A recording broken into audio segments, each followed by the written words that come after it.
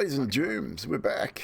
It's a Sunday, I believe. I'm not sure. I'm kind of screwed up in the brain right now. Dirty old COVID has entered the Evldoa household. So apologies for hacking up a lung and sounding like I've been smoking for 57 years. But show must go on, as they say. So we're gonna carry on anyway, as we normally do. So we do have a stranger down the bottom corner down there that hasn't been with us for a little while, but is joining us this evening to play out this character. Unfortunately, IRL commitments with job and things has had him unavailable to us for more often than we'd like, and these things can't be helped.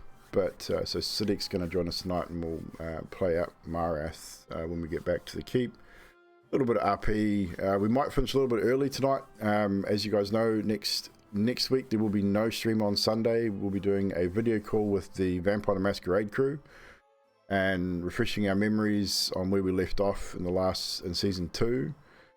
And then the following Sunday, 5th of June, will be session 1 of season 3 of the Vampire the Masquerade Chronicle, Vampires of Melbourne, Blood and Belief, where we'll be back into it for 10 or 12 weeks, depending on how long it runs. And from what Baz was saying, that will probably be the end of this particular story arc. And then we'll get back into Paradigm 2 and run that till completion. Moving into the future on Sundays after Paradigm 2 finishes, I am considering maybe talking to Baz again about either running another Vampire the Masquerade Chronicle story or an Alien RPG story instead. Something a little different, something I've been interested in. I know Alien RPG is available on Foundry, and they have some pretty cool things on there as well. So something we can talk about in the future. Paradigm 2 could run for quite a while, hopefully, depending on what happens with these guys, whether they get themselves killed or not. But we'll see. Things for the future, anyway. So without any further ado, we'll get back into it. Recap last session and fill you guys in on what happened last week and get into tonight's story. So last we left off, you had made your way to the Bastion of Ek to investigate the suspected cultist activity. Finding your way to an underground area, you discovered and dealt with a deformed ogre by the name of Sticky. During this fight, however, Tolvr was rendered unconscious, and after dealing with Sticky, in which LV refused to deal the killing blow, it was discovered that LV's directives weren't exactly ideal in their current state, and an order was issued to temporarily deal with that.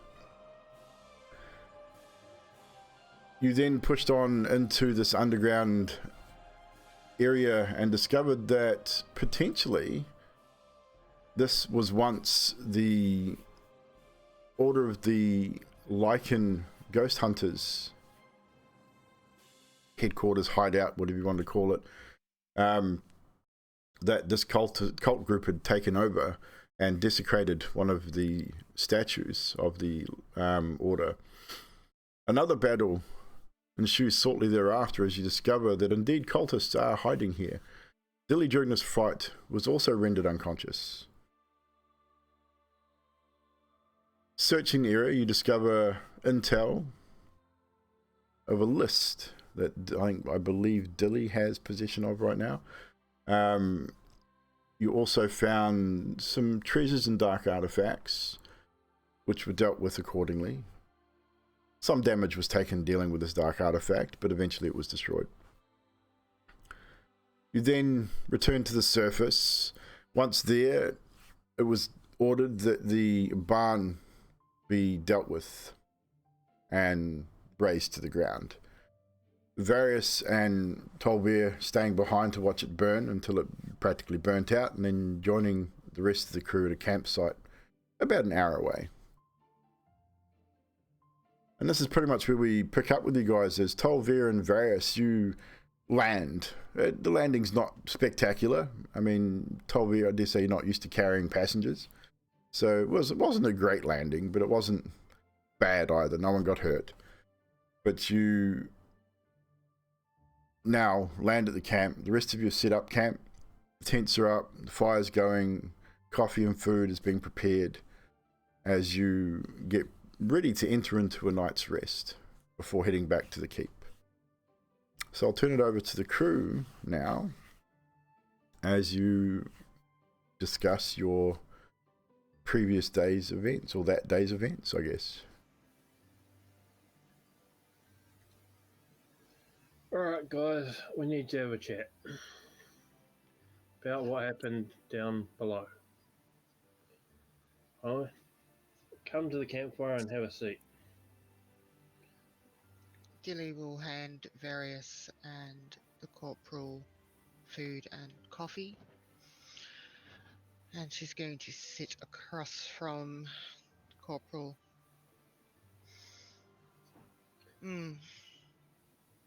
I agree. I do apologise for my part in that. Okay. And sits down.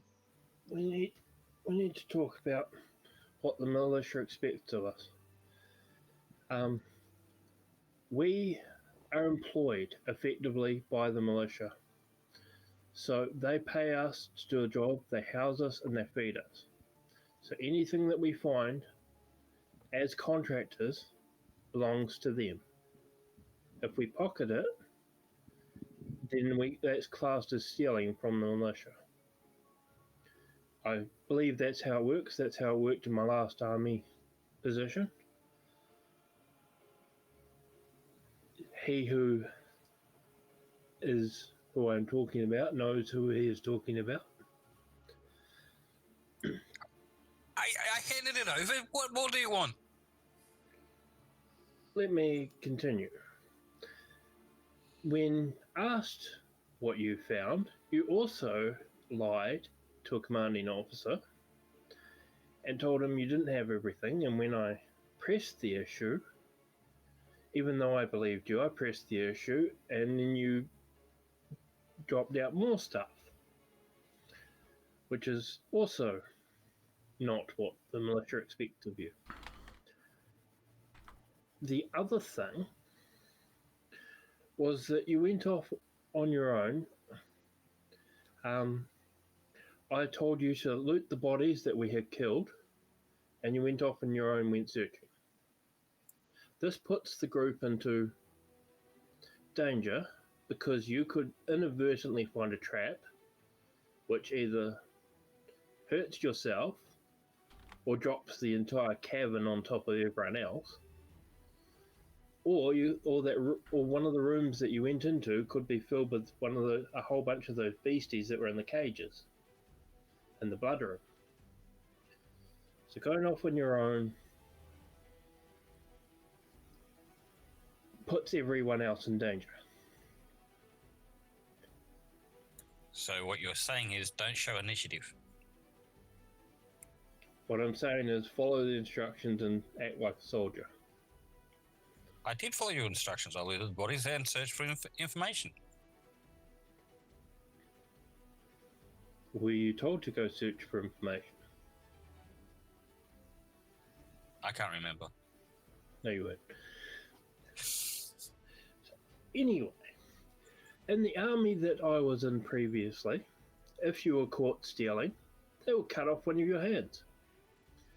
If you were caught lying to a commanding officer, they would cut off your arm. If you endangered your group, they would cut off your head. So, permission to follow orders. Sit, LV. LV is sitting. Be quiet.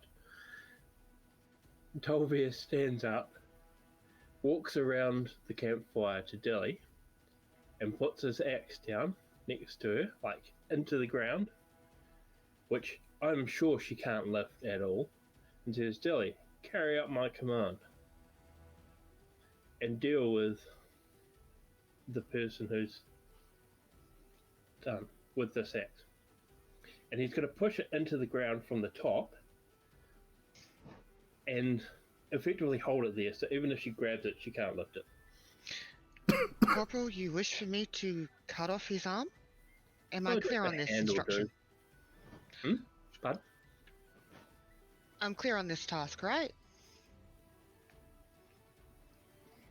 Use this axe.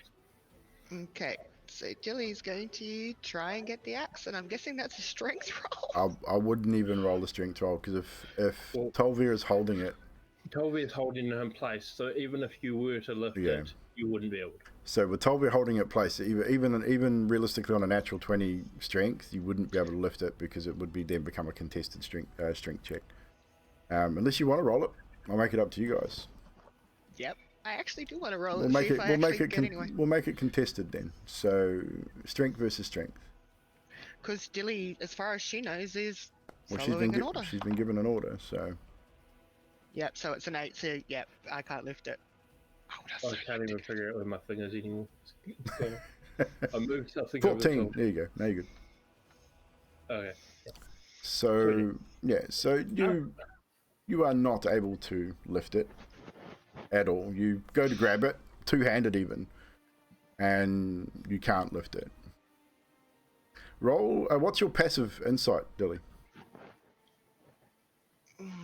12. I would say you would be, with a 12, you would probably notice that he still has his hand on the handle as well. Dilly's gonna arch an eyebrow but say nothing else. I mean, whether you put two and two together that he's holding it so you can't lift it, but you'd notice he still has his hand on the handle easily enough. After seeing her struggle to try and lift it, he looks down and says, "Relax. This is not the army that I served in. I'm rescinding that order, so this will not happen." And he walks back around to where he was before and sits down again. "Earth, I'm going to put you on a report, and when we get back to the, I want to say castle, but it's not castle, is it? Castle, keep, whatever Back to you, the keep was the word I was looking for. whatever your terminology is, your terminology. Keep was the word I was looking for. When we get back to the keep, Sergeant Stormhammer will decide what is done. If the entire group is punished for your misgivings, and they decide to punish you for it, then I will allow it. But I'm just going to say this. This is just a demonstration, because this is what can happen should you not follow orders. A more strict leader might have enforced these rules, but I am going to allow you this one misgiving, as long as it's clear that I've made my point.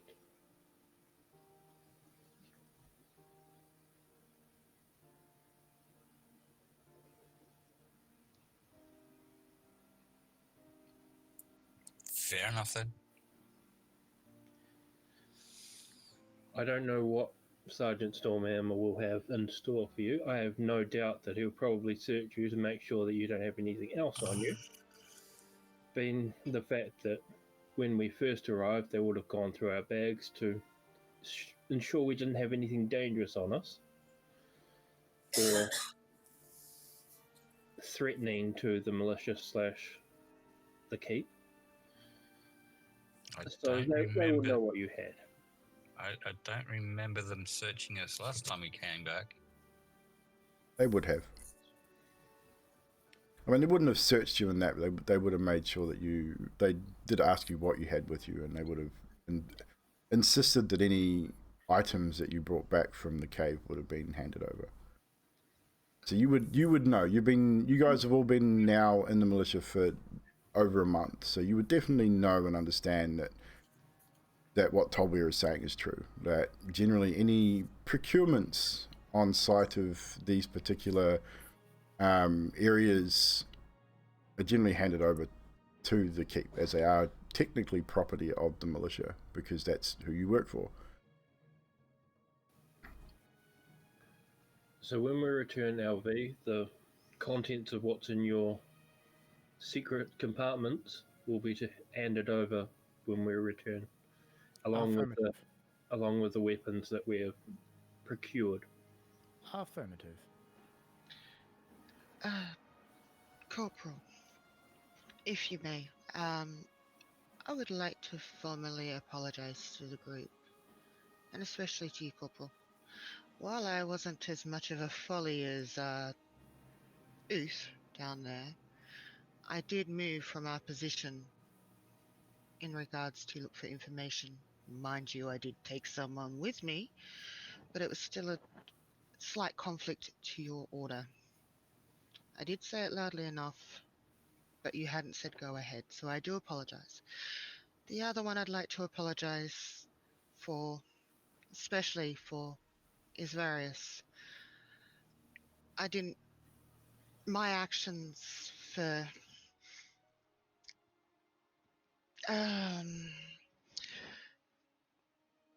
my actions of going full on into combat is contradictory to who I am now. I'm still believing who I once was, and I apologize for that.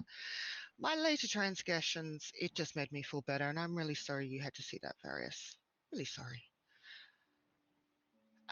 For the report, in Nomish, I did put traitor in blood on the wall, so if someone does go back, there is some confusion, perhaps, of who was there. Maybe discoursing within the ranks of the Bloody Hand? I don't know. It was just an idea. If it works, it works. If it doesn't, it doesn't. But I'd like to formally apologize to you, Corporal, for my transgressions, and to Various for making you have to heal me twice and making you very uncomfortable. Understood. That's okay. Dilly's still like eating, really distracted. He's just really hungry. Oh, also, Corporal, and I'll hand him the note that I got, and would Storyteller, Dungeon Master, like to give it to Tolvr, or would you like me to try and do it? Because she'll just hand it to him. I'll post it to him. Cool. Might be easier. I thought you might be interested in this. There are a few names on there that I recognize even with my limited knowledge of Paradigm. So, the list that you received, I have it. you have it? I have it already. Awesome. Yeah. So, if you wanted to read it off for the viewers again, otherwise I can if you want me to. Crabane, Epinus, Epenis, yeah. Close enough. Epinus, yeah. Half Elf to be captured. Cadmus Maiden, Dragonkin to be captured or killed. Zoran Maiden, Half Dragon captured. Galeborn, Gilly, Human captured. Grog Slackjaw, Goliath to be killed. And Ildry the White Dragon to be killed. Yes, there is a couple of names on there which I believe everyone should know.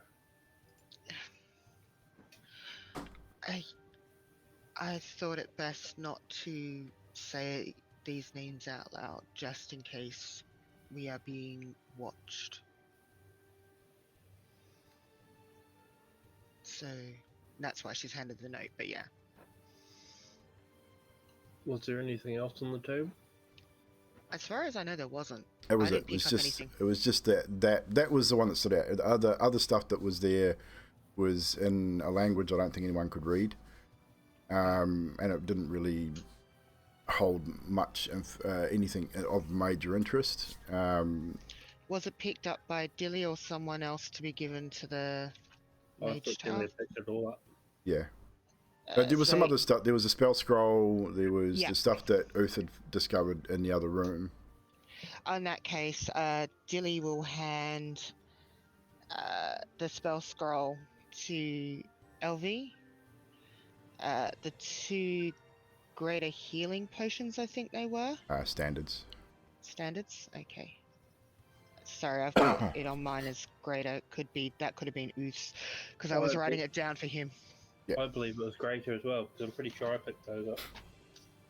Was it? Yeah, I know there was 2 greater there somewhere. But I 2 think. greater and 1 standard parchment Yeah. and scroll. Okay, there you go. Oh, actually, I had all of that. So, Oh, you had all of that. I recognise. add to my Yeah. notes. Because that was in the storeroom, I believe. And yeah, I was writing down other people's stuff because they weren't writing it down at the time, so I've got it on mine. But yeah, anything like that, I would have handed to either LV or the corporal. So no, that was it, corporal. LV, put the stuff into your secret compartment with the gold and the heart. Affirmative. Sweet. So, is there anything else you guys wish to achieve before resting?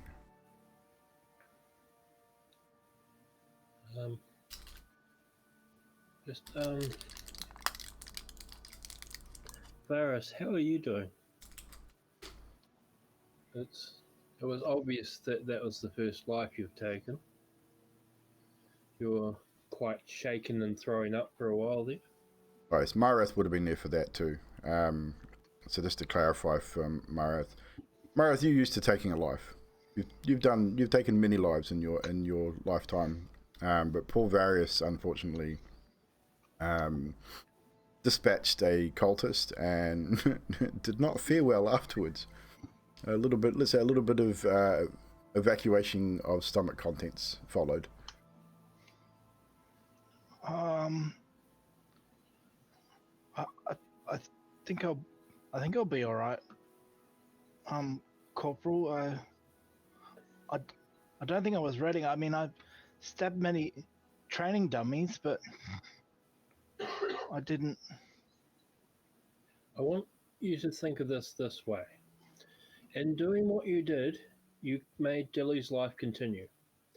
You may have ended that person's life, but he was a bad person and Dilly was a good person. So you traded him for Dilly. Dilly's going to mutter under her breath, debatable.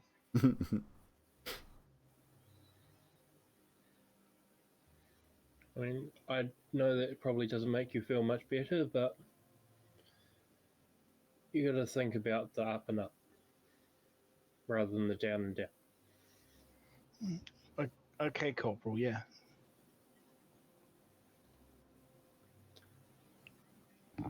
Something else I really wanted to. Look, the first one's always the hardest. After that, it just gets easier. Yeah. To be honest, Various, the first time I dealt the final blow, my stomach heaved too.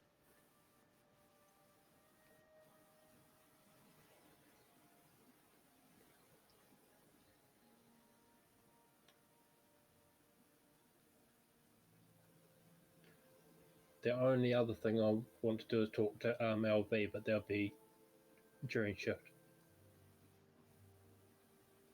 Unless there's anything else anyone wants to discuss with anyone else in this time, we can jump to that. And I mean, we're not going to worry about spending too much time at the camp with watches and stuff.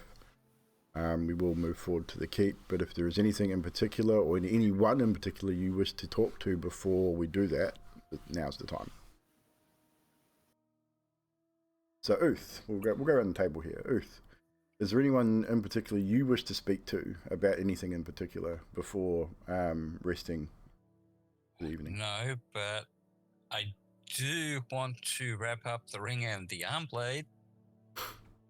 Oh, you want to hide them? Yes. No one knows you have it, so once you're in your tent, you are able to stash it. That's easy enough. How are you going to hide it? I haven't worked that one out yet. I'm getting to that. Now, I do have a cleansing stone. You do. Now, I did read up on it. It's basically a bar of soap. No, it's not. No, it's like a softball. It's probably bigger than that, actually. It's huge. It's about a foot long from what I read. It's probably like a small basketball or a soccer ball. So that would be noticeable, I would imagine. Yes. So I'll hand that over as well. Ooh. So Tolvr. How do you hand it over? What's the conversation, Uth, as you present another item you have hidden from Tolvr? Oh, I forgot about this item. Oh, really? So what you're saying is I'm going to have to get Marath to hold you down while we search you personally here. How about I just turn him upside down and start shaking? Great idea. And I do that. Do you resist, Uth? Yep. Strength versus strength? I'd like to do acrobatics to move away, or athletics, either. Would it be strength versus dexterity if you're going to go that way? It'd be just a dexterity check.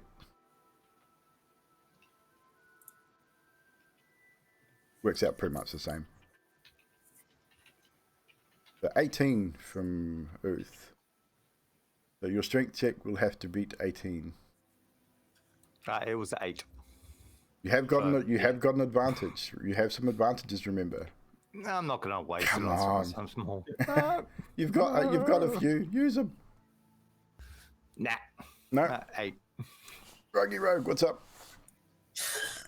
So Uth seems it's a bit quicker than you, Marath. You definitely would have grabbed them easily enough, but he just steps out of your grasp, avoiding you in this particular instance. And I go, well, there you go.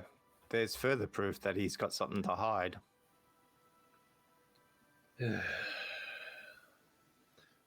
No, I just don't want to be tipped upside down.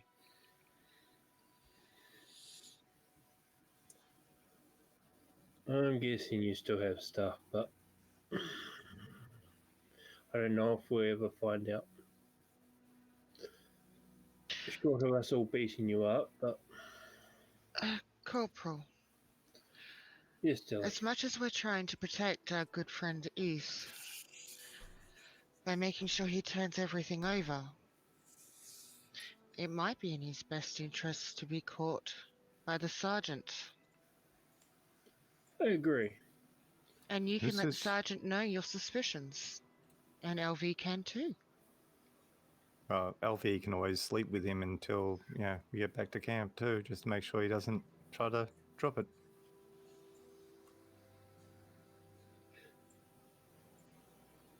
As much as I like that idea, I have a feeling that somebody would get forced. Please stop doing that, LV. I'm distracted. I think that LV might be forced to do something in the middle of the night, and then we'll have to pick up pieces of Uth in the morning. So, But I'm not seeing a downside yet. LV, just sit outside his tent when he's in his tent. 426 will comply.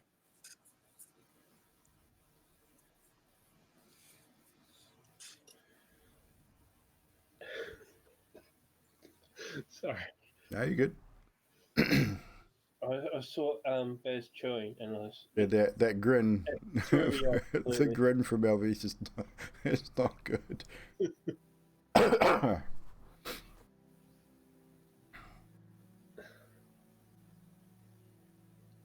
Yeah, alright. I don't know if you'll fit this 1 foot long ball thing into your secret compartment, LV. You're more than welcome to try if you think you can. How about I just carry it and I'll hand it over when we get back? That Good. idea is good. The compartment I have is quite small and nearly full. Good idea. I need to go bang my head against a tree before going to bed. So I guess I'll take first watch. Would you like me to fetch a tree, Corporal? Oh no, there's one over there. I'll just go put a dent in it. Excuse me.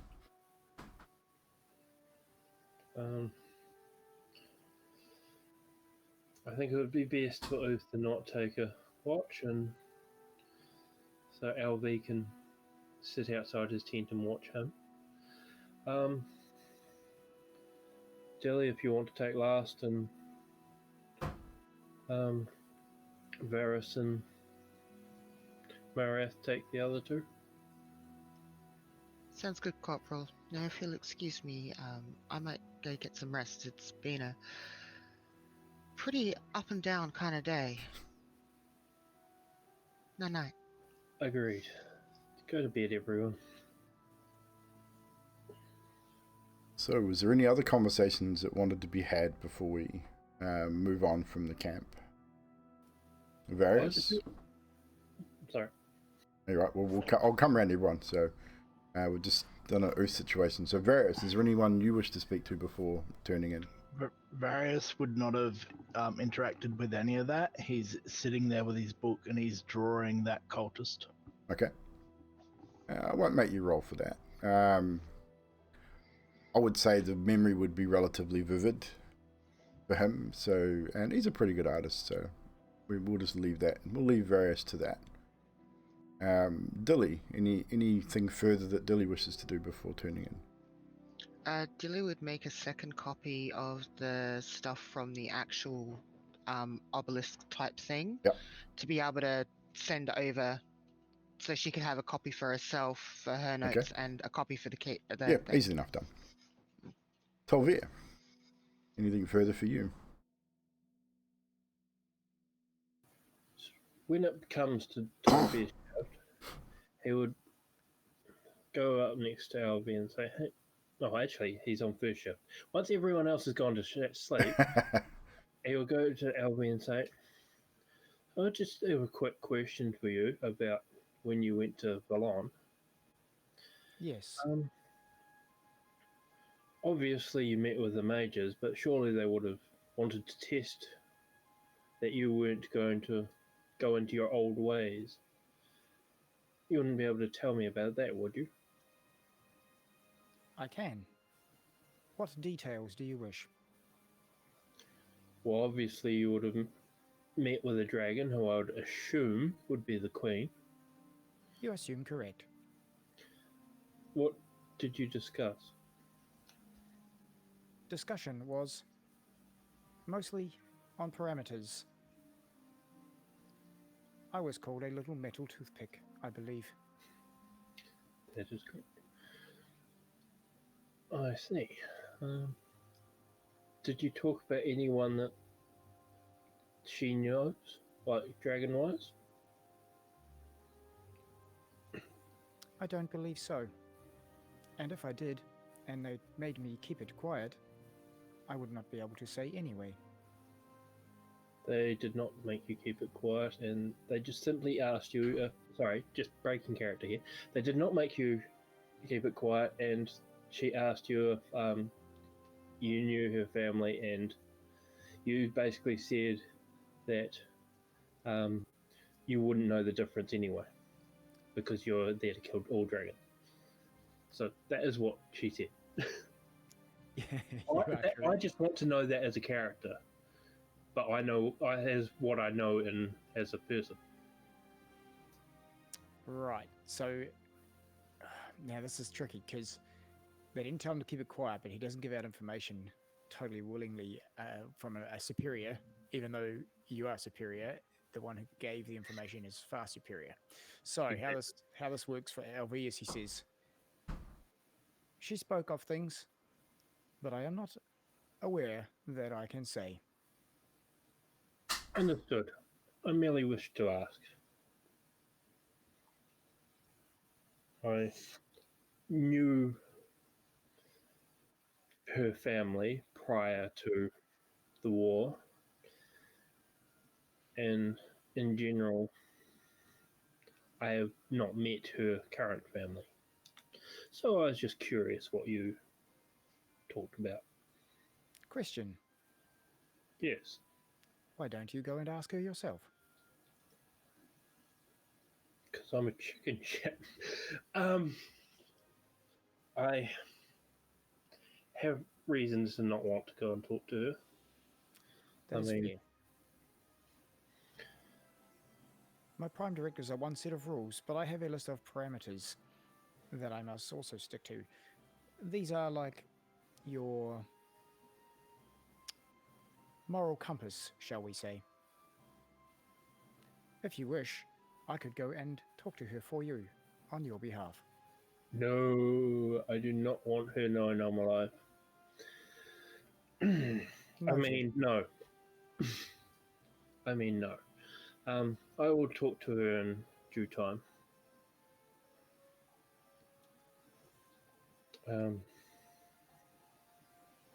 Observation? Observation? Yes, I have made one. Can I tell you? Sure. Your handling of the crew moments ago when you spoke to them was the best leadership you have given, close to the 101 model that I used to serve. Thank you, but it's not, honestly, it's not something I like to do. Punishment breeds good followers. When I served the first time, there was two types of leaders I had. There was the type of leaders that punished, and there was the type of leaders that allowed them to discover their own strengths. I've found that those who led and allowed them to discover their own strengths did a better job, and when I realized what they were doing, I understood it better. If a unit was out of place, so to speak, a unit would be disassembled. I agree, but I believe that I can make them better soldiers than I am. Marath is a killing machine. He seems perfect for the job. He is, but I believe that he needs to know when to stop. Send him to the Queen for a reprogram.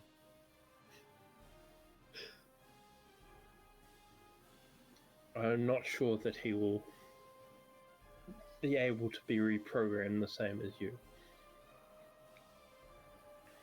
I'm not sure that the Queen has time to reprogram all the recruits as well. It seems that the fleshlings don't follow all your orders. Once I have an order, it is simple. I cannot be bargained with. I cannot be reasoned with. I do not feel pity, remorse, nor fear, and I will not stop, ever, until I have rescinded the order or cease function. Is this... What is your next order?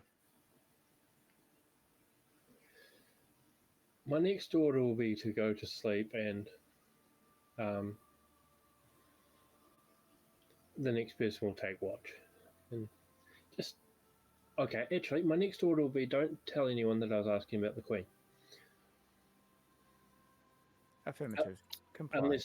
Unless the Queen directly asks you. Sorry to interrupt here. Now, you did get LV to sit out the front of my tent, did you not? You did. I did. Where So was this talk? If you're awake, you can probably hear all of this. If you're awake, then yes. Yeah, well, yes, I'm awake. Well, I know Uth was doing other things before going to sleep, so there is every possibility that Uth is privy to this conversation. Just clarifying. Roll a perception check for me. Yep, that's fine. Perception? Yep. We'll see how much you hear, or you do eventually drift off. Quite a lot. Quite a lot. I would say you're privy to pretty much all of that conversation. So if you want to use that information at a later date, you best be taking notes, Mr. Trashman. Cool. So you are privy to that conversation.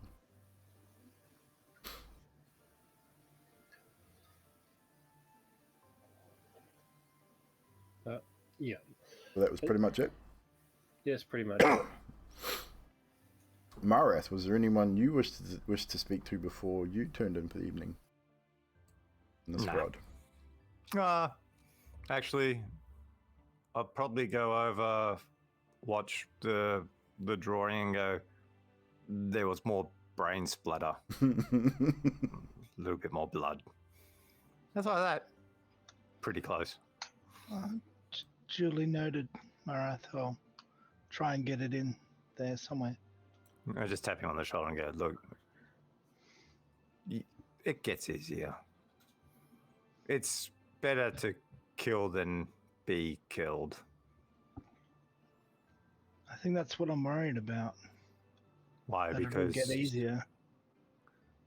well, it's kind of like breathing, really. Look, you can always lay down and die the next time you get into a fight. Hmm. Or you can protect yourself. Like you did. Yeah. That's true. Go get some sleep, dude. Okay. Thank you. Your watch will be shortly. Oh, yeah. Thanks, Marath. Indeed. So, Uth, we'll just switch back to you before we pack up camp and get through the evening.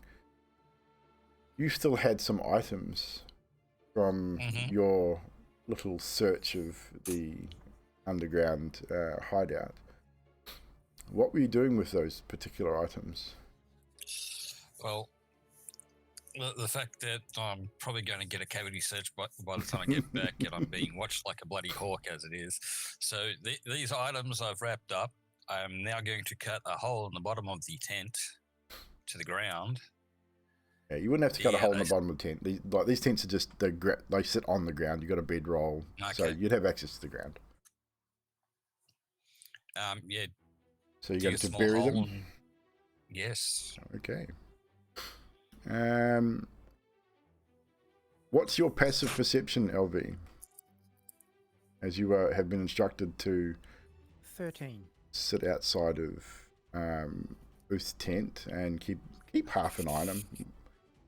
So Uth, you'll need I would say a stealth check with a 13 to beat. Nat 20, 21. Nice. So natural 20 on the stealth checks. You every now and again you wait. Maybe you hear an animal outside scratching around, and every now and again you just sort of wait and coincide it with other noises that are happening over the course of the next hour or so. Maybe even during the conversation between Tolvr and LV, knowing that they've been relatively distracted. And you bury your ill-gotten gains through fear of being discovered. And you manage to hide it away, dig a little hole, bury it under your tent, and it appears you've gotten away with it at this point.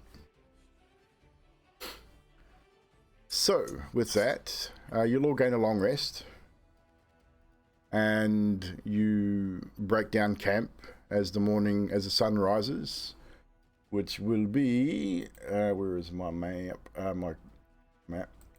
The 37th day of Azil, which is Jandreth, heading to almost the end of this month. Another reasonable day. There's a little bit of cloud cover, and it's not too bad. So you pack up and you head out, and you make the 3-day journey back to the keep. The journey goes without too much incident. Once you hit the main road, heading back towards the capital city and back towards the keep itself, again, you come across travelers and things like that. I would say you probably happen across a wagon that's had its wheel busted, and you stop and lend a hand. And it takes an extra hour out of your day before you head back to the keep, but nothing too major. By the time you head back to the keep, you are now on Zofa, the final day, the 40th day of Vaziel. The end of this month. Excuse me. So, which puts you guys pretty much about 6 or 7 weeks in. 6 weeks, I think it is, in the militia. You get back to the keep, you make it through the gates, you stop at the stables and drop off your mounts, and then you head back to the what would be a staging area of sorts, a storeroom / armory, where you drop off all of the items that you have discovered. One of the other corporals that is milling around spies you, Tolvr, and bowls on up to you and says, Sergeant will not see you when you're finished. Want your report straight away. Thank you, Corporal. He says the rest of your crew can relax for a bit. Dilly will hand the green sash and the obelisk notes to Tolvr. Mm-hmm. And she'll look at Varys and go, you and me need to go to the infirmary to be checked out. We both experience magical anomalies. We need to report them. Tolvr will turn to Dilly and say, you take care of the rest of the group. Tell them where to go, and I will go and report. Yes, Corporal. So that would be her order. She would tell the rest to go back to their barracks, and she would take Varys for them to report their magical anomalies that they encountered while they were away. Yep. So it's done for a report. No worries. So we will follow the 3 in the beginning. So LV, Uth, and Marath, you head back to the barracks. Excuse me. And pretty much to relax. The day is very much yours. So whatever you wish to do in this moment while you're waiting for Tolvr and Dilly and Varys to return is up to you.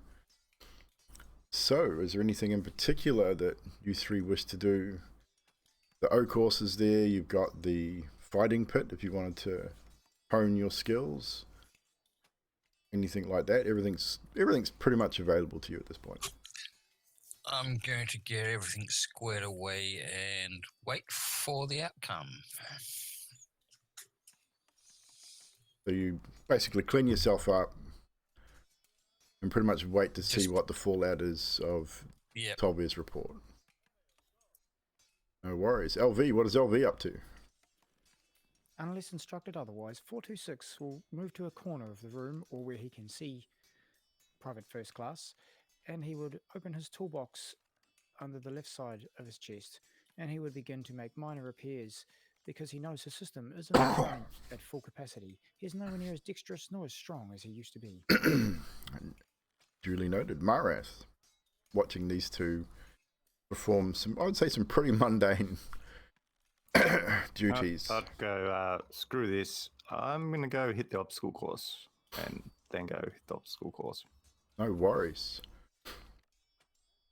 So you head out to the obstacle course. You've run it a number of times over the course of your training, and you've become relatively familiar with it. I'll just get you to make a couple of rolls here just for fun. So I'll get you to make a strength roll initially, and then a couple of dex rolls.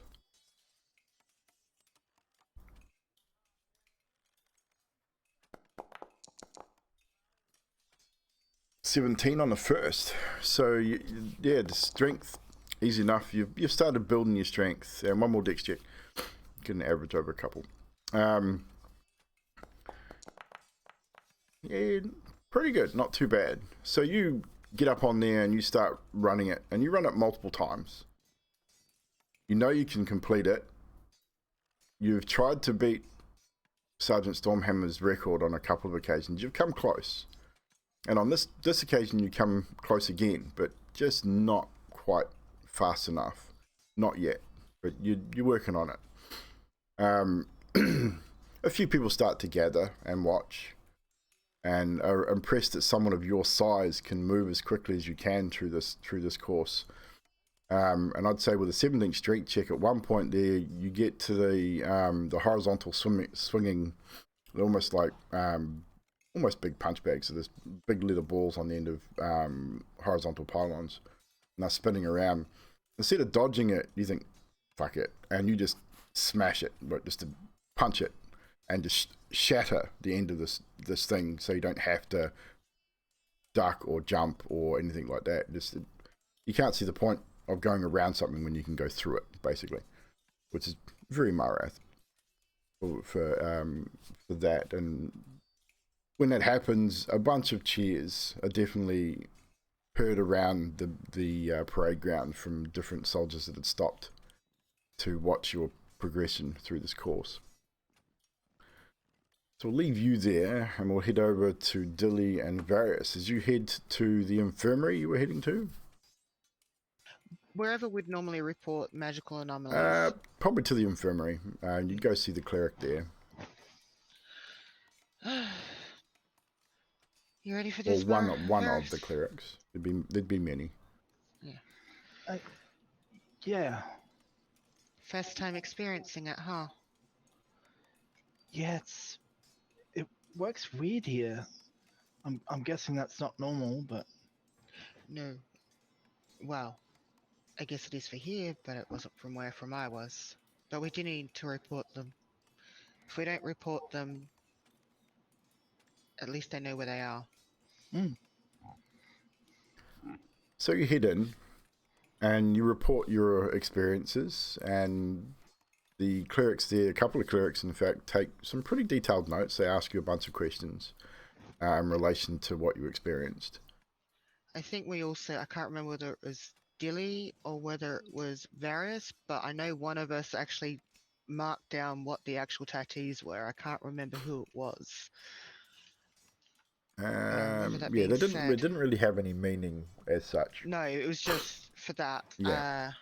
But they take as much detail as you remember, essentially what happened, where we were, where you were at the time, what type of anomaly you experienced, how long it lasted, all those sort of details, just to gather information on what could be causing them. So they you probably spend a better part of an hour just answering a bunch of questions, and some of them are the same question over and over again to make sure they get it correct. They do a quick physical on you both, just to be sure that you haven't experienced anything weird, especially after finding out that you had fallen in combat as well, Dilly. They do a double check over you just to make sure you haven't experienced any lasting effects. Various, as they were talking to you, some of the questions, I'll get you to make a wisdom save for me, please. Some of the questions are a little triggering, based on the events you had gone through. And an 8. So at one point, one of the clerics asks about what wounds you sustained during combat, and that triggers almost a flashback. You see the cultist's face. You see your what weapon did you kill him with? I believe it was your short sword. Yeah, short sword. Yeah. You see the short sword plunging into his chest, and seeing his eyes roll back in his head, and just that instant flash, and it triggers that gag reflex again. You don't vomit, but you dry retch, and you start to shake, and you start to sweat. And it takes them a little while to calm you down. It probably be a part of sort of 20-30 minutes, where they eventually actually give you something. It's like an incense. They start to burn an incense, and they sort of hold it in front of you and tell you, look, breathe this in, it'll help calm you. And eventually you do calm yourself. But a definite PTSD moment there for you. Sorry about that. Just minor scratches, honestly. Nothing too serious.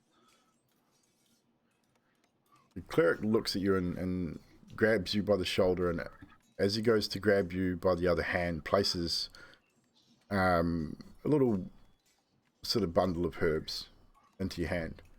It says, when you get back to the barracks, you boil that up in a tea and you drink that. That'll help. It'll help calm you and help sleep.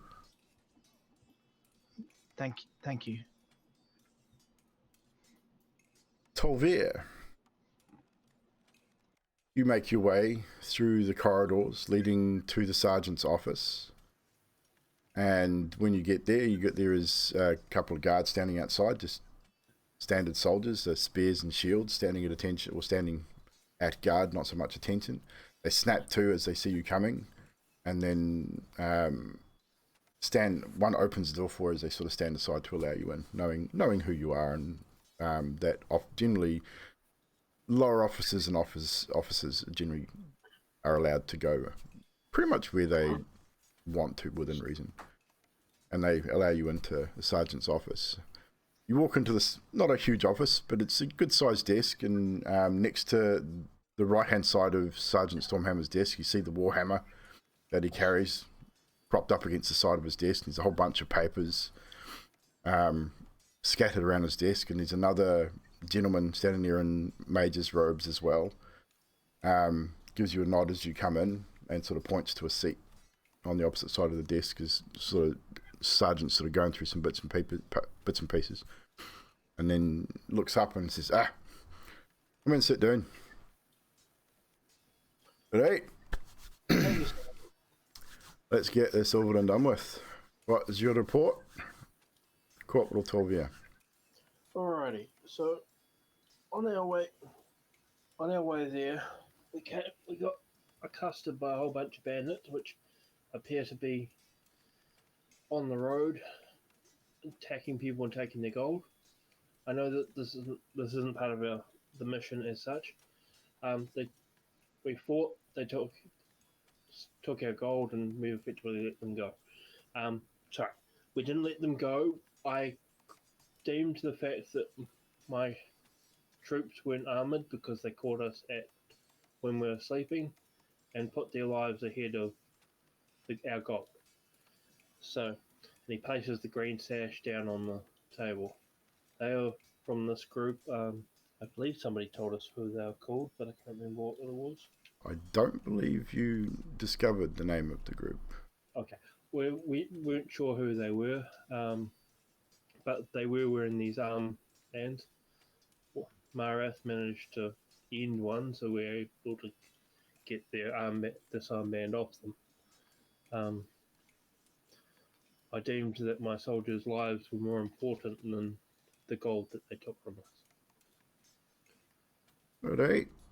And the Bastion, what happened there? We searched, and we found an underground area, which we believe was the werewolf lair of Cullen from the Order of the Lycon, judging by the fact that we found a statue in his name. The Order of the Lycon were not the people living in the place. The people living in the place were from the cult of the Bloody Hand, which I believe is what it's called. Indeed. That was our intelligence as well. We went through and dispatched them as they attacked us. And I don't know who that's coming from. Trashy. Sorry. You got an itch there, son. Yeah, best scratch that. Yes, sorry, there's something wrong with my scales. Anyway, we dispatched them as they obviously didn't want to come quietly. We found that they had an altar which was enchanted from whatever they believed in, and we dealt with that. We gathered their weapons, which we have taken to the armory. We gathered a bunch of other bits and pieces, which we have taken to the armory. And we found these notes on the table. He lays down the notes, including this one, and he places the one... The list? The list. Okay. He stands up and places it directly in front of him so that it's facing his direction. Obviously, the names on the list are ones that you will recognise. I recognise the dragons on the list, though I recognise that they are of the surname Maiden and the Queen, of course. I do not know them personally. Anything else to report? When we left, we levelled the building that was the entrance so that no other person could come in and enter it. The lock that was on the front door and the chain I have left with the guards in case the armory, in case we want to use them, in case we can use them, because I took them and we returned. There is one other matter which isn't related to the mission, but that Spit is it my out. mission. One of my group disobeyed orders and attempted to loot and steal items from the bastion and pocketed them himself. When questioned, he came clean about it, but I put him under report because he disobeyed orders and attempted to steal from the militia. I believe that you'll be able to realise who that person was. I don't think I need any to guess at who that might be. My question to you is, how did you handle this particular incident in the field? Corporal? I told him exactly what was expected of him and what the militia expected to him, and he came forth with it in the end. He struggled when we attempted to search him, but I believe that he may need to be searched because there may or may not be more items on him. Can you trust Private Uth in future endeavours is the question. I believe he has the strength to be a good soldier. Trust is a question mark. Trust is an important thing in a squadron. You must trust a man or woman standing to your right and your left, because your life is in their hands and theirs and yours. I believe he has the potential to become a good soldier, but right now he needs a good kick into line. Tell me something, Corporal. In your previous employment, shall we say, did you make a habit of lying to a superior officer?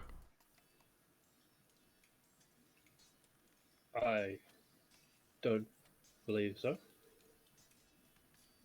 Do you think me a fool at all, by any chance? I do not. Do you think you were not being watched as you were fresh recruits on these endeavours that we have sent you on? I had believed that we would be. You sat here and told me that you put your squad before gold. Did you not attack a man with his back turned as he was taking said gold? I did, yes. Does that not put your squad in immediate danger, considering from what my report is, as he motions to the maid standing behind you, that you were vastly outnumbered? At the time, I believed that we were not outnumbered. And what qualifies you to make that decision, Corporal? What I could see. Can you see in the dark? I cannot. Do you believe that gold is worth your squad's life? Any amount of gold? No, I do not. Yet you still attacked a man with his back turned under a promise that you would not be harmed. Theft in Paradigm is not punishable by death. Yet, because of what you did, Private Mardath was forced to kill someone, which was avoidable. Varius was injured, as was Private LV, I believe.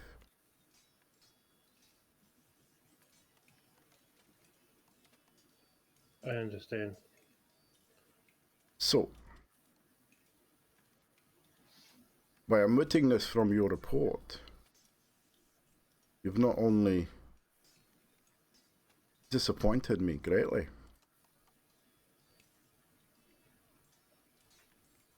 I have to make an example of you, as well as Uth, because he fucking deserves it. But I expected better from you. It was not my intention to mislead you. I have no excuse. So, while I should strip you of your rank and have you put in the dungeons for what you've done, it is a recommendation of General Brogdar that we take a different route on this.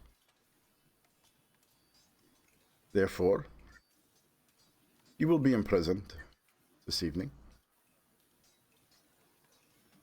but at dawn, you'll be led out to the parade ground, where you will be restrained, and you will take 10 lashes for your insubordination, and for putting your squad in direct danger when you had no reason to. I understand.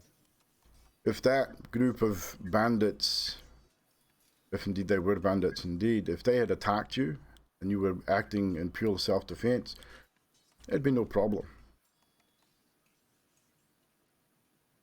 But attacking essentially an unarmed man while his back is turned, that is not how we operate in the Dragon Scale Militia. I see. Rules of engagement, son. I thought you, if anyone, would understand that. So, and he bangs on his desk, and the two guards that were outside come in. You are to go with these two here, where you'll be led to a cell, stripped of any insignia and cloak for the time being. You will get it back. But while you spend the night in the cell, just think about it. Think about what you're doing when you do it. Because if your men cannot trust you to keep them safe, don't know what we would do, really.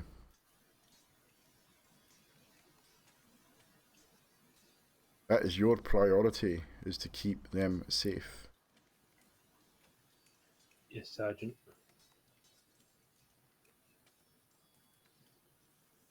You are a soldier. You're not a mercenary. You're not a hired sword. You do not attack first. You defend yourself, and you defend this realm. Unless given direct orders, as per the Bastion, of course.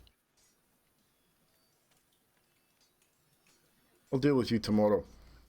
And the two soldiers essentially pick you up under your arms. They take your axe from you. Yep. And they lead you away. And eventually you're led down a series of corridors, down a series of steps, and you're led to a 8 by 8 foot cell. Barely big enough for you to stand up in fact.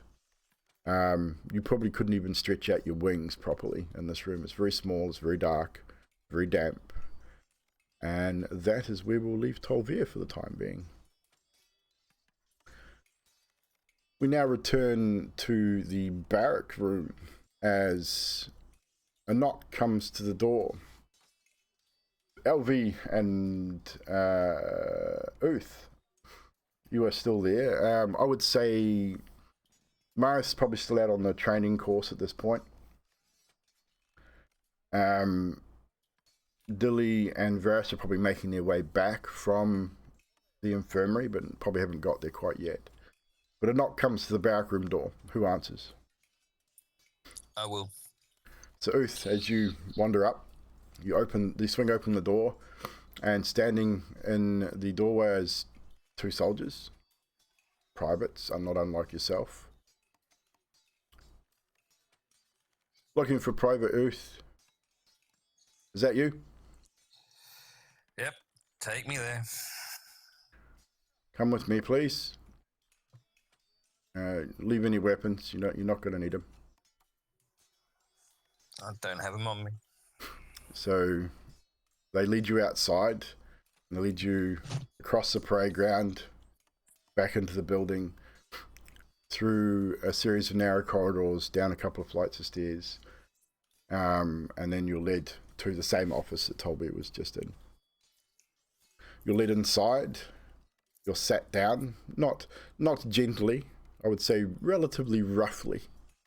You were shoved down into the chair, and sitting in front of you behind a large wooden desk is Sergeant Stormhammer, and he's just looking at you intently.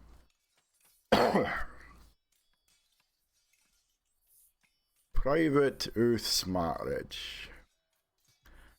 I guess you know why you're here. Yep. You got anything to say for yourself, son? Nope. You sure about that? You might want to. Apart from...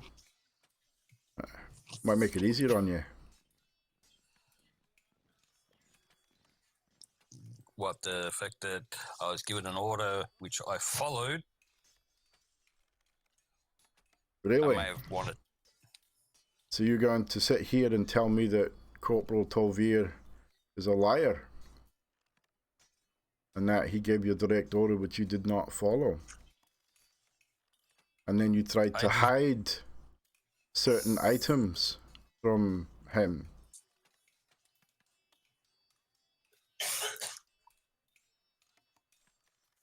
I'll accept my punishment. I'd be very careful what you say next, boyo. I'll accept my punishment. Well, there's no doubt about that. It's just what that punishment is a question. Should you join Tolvr at dawn, I wonder?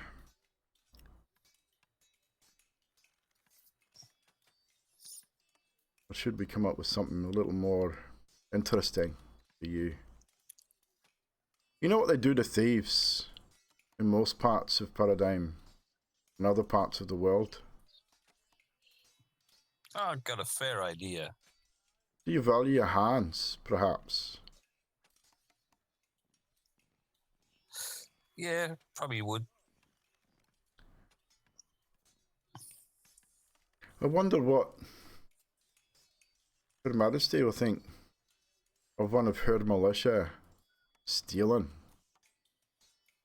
from the very people that feed him, clothe him, and house him.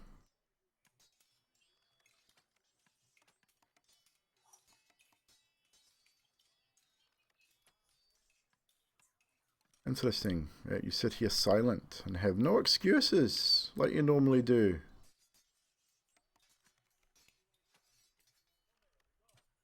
Where's that confidence that you always exude, Smartridge?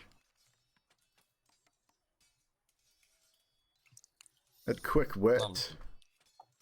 Remaining silent the entire time. And you can tell by his tone, like he's pissed. Like he's not showing anger in his face, but the way he's intently looking you directly in the eye, and his voice is low and very methodical and very intense.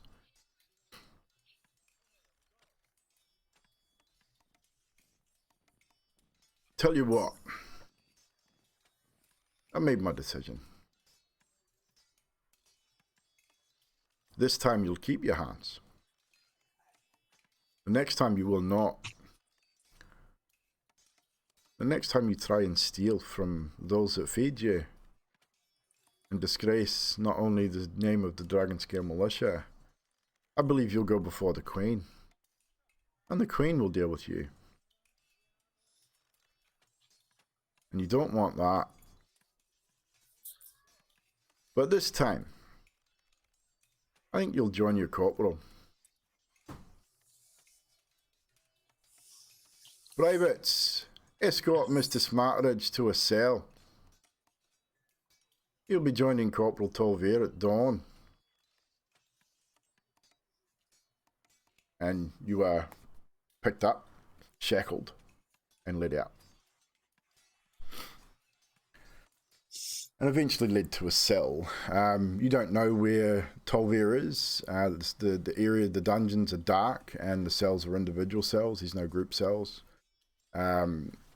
You can hear other people breathing and people moving around, but you're not entirely sure. Even not really entirely sure. Once you're in there, you're not entirely sure where you are. You can't see the outside. It's dark, so you don't know whether it's day or night. I mean, you know it's daytime because you were taken during the day, but you can't tell once you're there. We will head back to the barracks as Varys and Dilly, you would return.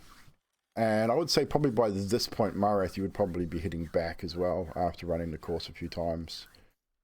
Whether you had offered to maybe wrestle or spar with some of the other recruits in the meantime as well, entirely possible. But eventually you head back as the day starts to draw in. So, back at the barracks, I would say I'll be there by yourself for a time before Dilly and Varys return, and probably not long after that Marath would return.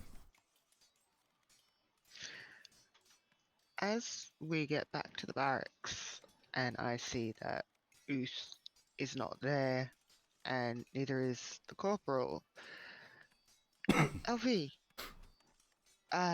report on team members, please.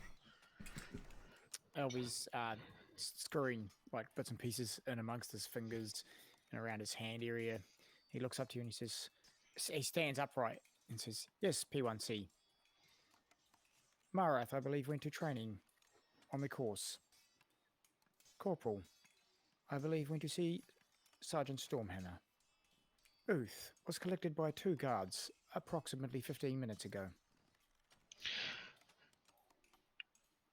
Okay, and the corporal has not come back yet? Affirmative. No sign of the corporal. Dilly will wait probably another 15-20 minutes before she starts to get a little concerned and starts asking where the corporal is. She's got an idea where Uth is. By this time Marath would have rejoined you as well if you wanted to talk to him about it. Did you see the corporal in your travels, Marath? No. I went, did some training, got some chow, had a bath, did some more training, went and ate more. Now I'm back here. Anyone say anything to you about the corporal or anything like that? No, not to my knowledge. Anyone got any clue where the corporal could be? He should have been finished with his report with Sergeant Stormhammer by now. Maybe I they might be drinking with him. Yeah, well that's true. Maybe they're questioning him about Uth. Maybe they needed to keep him there to find out about what Uth had done. Oh, Uth. Okay, so Dilly will wait another hour. After a couple of Before- hours, Uth does not return, nor does Tolvr. In fact, Yeah, she's going to ask. She's going to walk and Yeah. ask. you wouldn't need to. About the time you're starting to get a little concerned, the barrack doors swing open, and in walks Sergeant Stormhammer. Dilly will stand up at attention. He just sort of waves his hand and says, as you were, This is not, well, it is official, but it's not official. At ease, everybody. Thought I'd better let you know what's going on. Private Dilly, Private First Class Dilly, you are, for the time being, in charge of this squad. Corporal Tolvr and Uth Smartridge, Private Smartridge, have been imprisoned for the evening and will be punished in the morning for their transgressions. You lot will be witnesses, as will the most of the keep.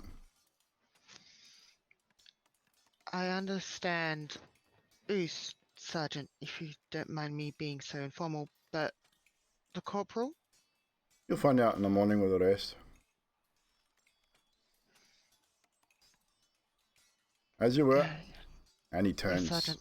and Thank you. walks out. Okay. Well, that's not a good sign. No. LV, thoughts on why the corporal is being punished? Unit 426 does not so much have thoughts, but information indirect. Corporal Tolvr, he is indecisive and lacks confidence. He is better under pressure, however, as we saw during the keep. This unit assumes, as best a unit can assume, that maybe he has displeased his superiors, and like ones before this unit, may be being disassembled. LV, Yes, may I make a suggestion for you? suggestions are welcome, orders are better. Okay. And Dilly's still like, I order you to go to the library and look up information on how fleshlings, as you call them, work. Order received. This unit is going to do that. He's And- not wrong. They could be getting corporal punishment and getting executed in the morning. I realize that, but we still need him to be, good for us. And I'm Why? saying this like, There's LV's already up for Elvy's already gone. many people above us that Yeah. can order him around. So we've got nothing to worry about. I realize that. but Elvy's I'd already out rather the it door. be He by doesn't muck myself. around. Permission to follow LV acting corporal? No, private first class is still good. Private first class, Dilly? Yeah. Yeah, go for it. Free time. Go. Run after LV. Okay. Uh, We'll stay with Dilly and Mara at this point. You carry on with that conversation. I realize that we can be assassinated by anyone higher up than us, but I'd rather not be assassinated. Oh shit. And Dilly's just remembered the command that Tolvr said. Oh wow. I'd rather not be dismantled by LV. We really need to work on that order that we got Tolvr did. Which order? That was a good if one.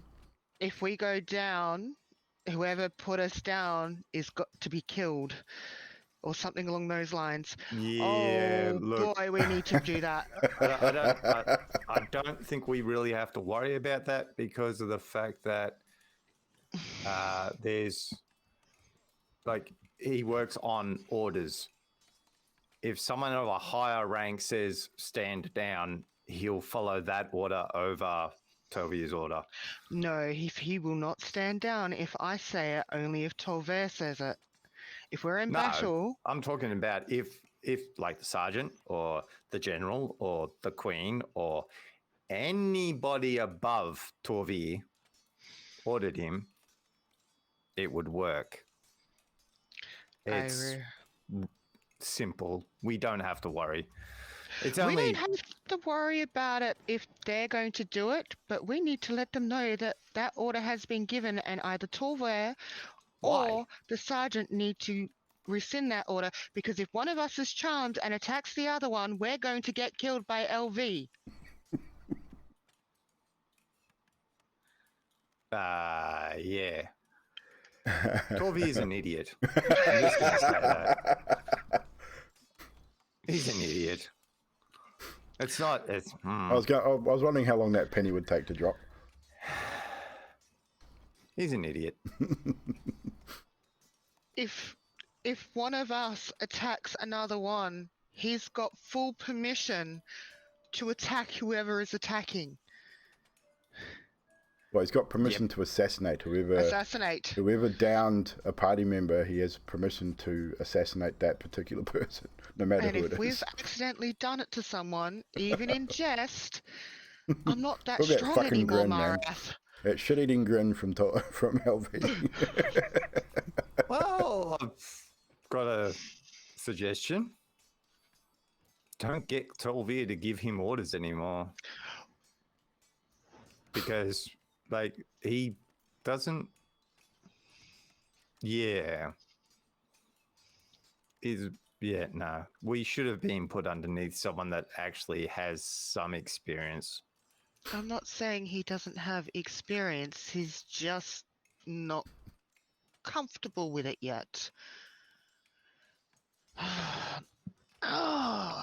This is almost as bad as that bloody wizard when he thought he could do what he wanted to fucking do. And me and Amara turned around and said it wasn't a good idea, and he went and did it, and this all fucking went up on our face. What the fuck are you going on about now? Sorry. Memories. Okay. That's it. Look, I'm going to bed. Nothing we can do about it. Yeah. You go for it. What is Dilly's- Dilly going to do? She's actually going to walk out of the building. She's going to find a hill, probably the hill she was on when she went for the thunder and all that kind of stuff. Yeah, I mean, it's not really hills to speak of, but The there's highest point she can get yeah. to. I mean, you can get up on the battlements if you wanted to get up on the battlements easily enough. She's going to get up there. She's going to sit cross-legged. She's going to pull out her earring that is her focus. Look at it. And gently put her hand over it like it's a caress over the skull.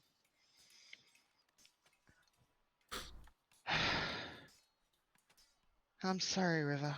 I'm no longer strong enough.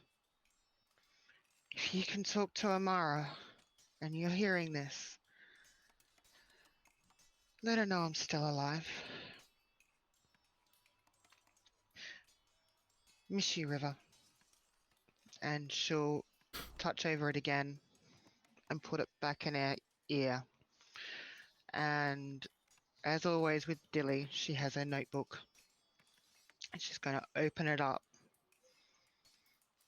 and just stare at those obelisk symbols to see if anything jumps at her or what have you. Whether it does or it doesn't. Roll an Arcana check at disadvantage. Jeez, like I need disadvantage. Let's see how I go. Damn it, why did it have to be disadvantage? 10, because my other one was a natural 20. Because you don't really know much about necromancy and the darker sides of the magics. So with a 10, yeah, they don't really make too much sense. It really looks kind of, yeah, just kind of, you think something makes sense, and it just makes completely no sense. It's odd. You look at it one way and it kind of looks like something you might know, and then it really doesn't. It's more mind-boggling than anything. But you sit up there for a number of hours, I'd imagine, just contemplating that before probably eventually turning in, as tiredness does take you. LV and Various. So LV, you are making a beeline for the library. Correct. Various, you are probably struggling to catch up. LV's moving with purpose. It's like that scene from RoboCop. Yeah, he just in to go for the face search. he's just literally just going in, and then starts looking for whatever book he's looking for. The blind librarian does. You do eventually catch him, Various, and the blind librarian comes up to you both, and sort of nods to you, Various, acknowledging that he has recognized you, and just turns to you, LV, and says, maybe I could help you. What are you looking for in particular?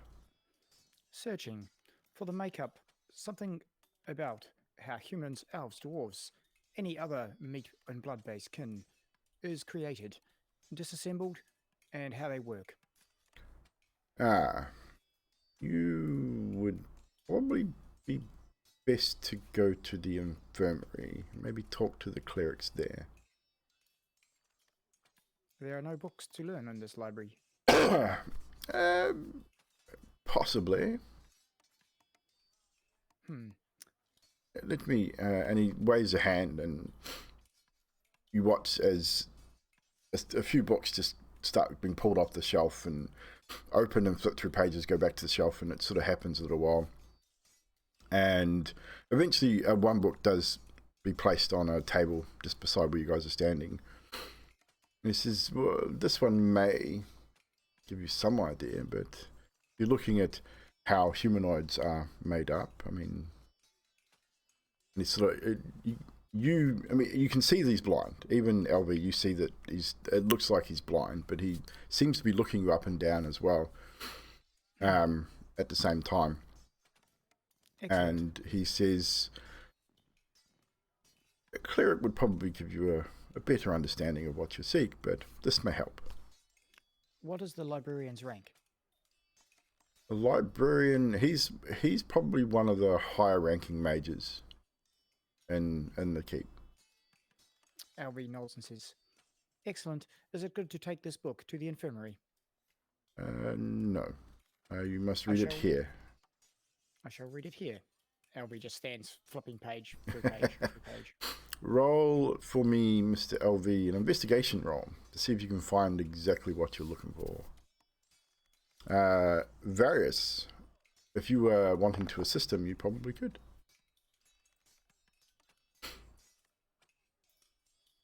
Although with an 18, I don't know that you would need to. Your roll did not come through, though. LV. The dice rolled, but it didn't come up on the... Yeah, I noticed that. It's weird. So, what was investigation? It's a +3. So, so 21. That's odd that didn't come through. Did you roll through D&D Beyond, or... No, I rolled through... Foundry? Foundry, yeah. That's weird. No problemo. Anyway, might be... it might be just a Foundry thing. Might be having a little bit of a lag issue. And 18 from Varys as well, so... I just did that to see if it'd work. Yeah, well, double 21s. We'll go with that. So you find in this book there is some very basic very basic drawings and some basic information on the makeup of the humanoid race. Skin, blood, heart, lungs, stomach. But just some real basic stuff. Nothing too medical, but just gives you the idea that average lifespan of most of those races, things like that, of that nature. Private Various, I recognize some of this. Some of this is in my memory banks. This is how I am such an efficient killer. Yeah, you see all of this stuff here on this page? It's really hard to get that back inside once it comes out. Although there is some magic that would... Yeah. I suppose magic could like you could pull someone apart, and then you could. Probably best not to talk about that, actually. Yes, we had an HP 409 unit that could put together the meat bags. The meat bags. Correct. Units like yourself. Things that are made of flesh and blood. It says in here you have a heart that can kill you, and I have seen that repaired. Yeah, that's. Yeah, definitely. But I saw you not kill Sticky, which is kind of why I followed you. You seem to be pretty efficient at killing, from what I heard in the hallway in the bastion. But yes, I am an assassination unit. It's what I do. But you managed to take Sticky down without killing him, and I kind of want to learn how to do that too. He looks at Various, then he looks at the library and he hands him the book back and says, "Thank you. Various, let's walk and talk. I need to go to the med bay." Why did I not kill Sticky? And this is walking and talking. Yep. Because my prime directives tell me that all life is precious, and I cannot unless I have an order. Yeah, and I think I agree with that. But unfortunately,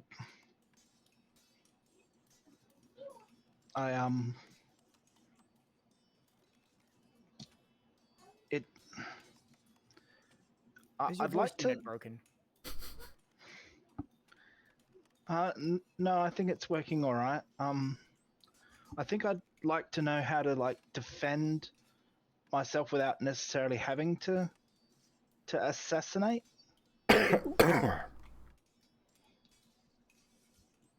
Does that make sense to you, LV? Yes. Defense units. You are small to be a defense unit and very unarmored. Oh, so they had like mechanical creatures to just defend? Yes, the War Master CS-101. Oh, wow. That's really interesting. They were big. Are you kind of small? Yes. I am specially made for assassinating, which means I have to hide in places and get up on the back of creatures.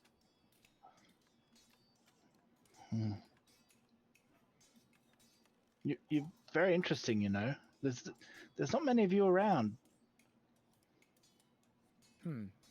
So I've noticed. It looks like we are here. It's time to look at some dead bodies. Oh.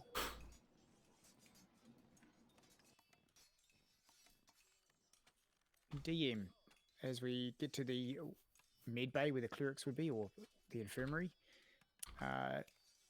what do we get to see?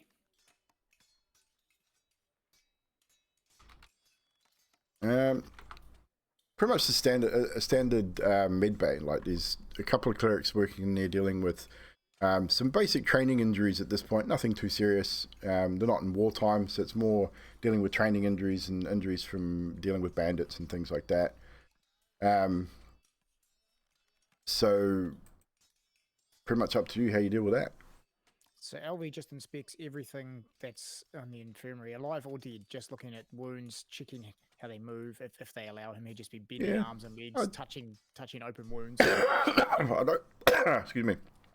I don't think that'd allow him to touch anything. But that would allow him to observe, definitely. I will stay and observe as long as I can, while Various doesn't says what he doesn't says. But yeah, I mean, I think Varys probably would be. There's no major wounds, so I don't think Varys would have too many issues here.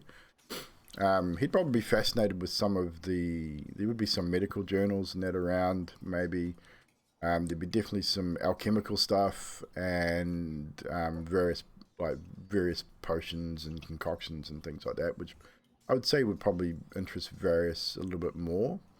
Potentially. Yeah, you probably look at that while LV's looking at it. But yeah, I mean, You won't get too much more unless you were asking direct questions to the clerics, and if they were inclined to answer, you probably wouldn't get too much more information than you got from the books, to be fair. Okay, he taps on the head of one soldier that possibly has a head injury and says, "What goes on in here?" And the soldier sort of looks at you and gives you a real weird look, and he points at your brain and goes, "What goes on in there?" Like giving you almost very sarcastic in nature. Can I open it? See, it's already been opened. He's actually got quite a nasty gash on top of his head. Just, get down and inspect the gash, have a look at the way the blood's congealing, things like that, really studying it, trying to figure out how these things work. Roll a medicine check for me.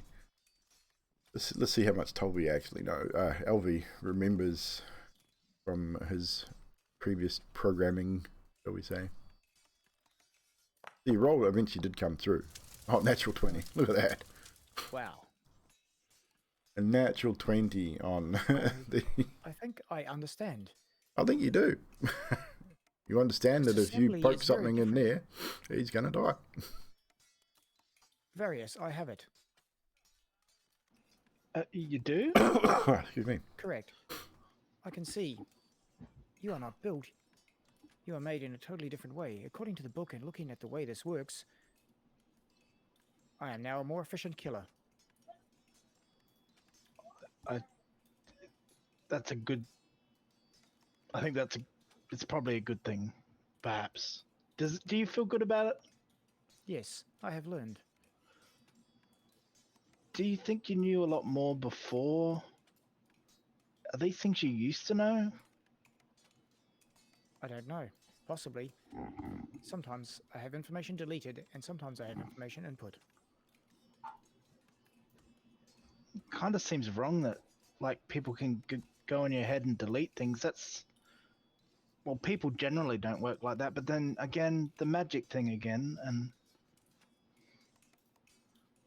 yeah, I don't know if I think that's a good thing. I'm happy if you are happy, Private Various. We can head back to the barracks if you wish. Yeah, I guess we should. We're gonna find out what happened to Corporal Tolvr and Uth. Oh, Uth. It's okay. If something bad has happened, I will dispatch of the problem.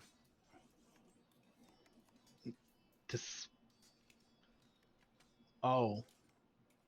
Yeah, I'm not sure that's a good thing. Yeah, we should go back and perhaps not dispatch anything on the way. If you think you could, hold off on dispatching for Order now. not received. Superior order override. We shall go Oh back. no. So, eventually you make your way back to the to the barracks where Maras Am I is back sleeping. yet? You would probably make it back before these guys. Actually, no, it'd be after. Okay. Be well after, sorry. Yeah.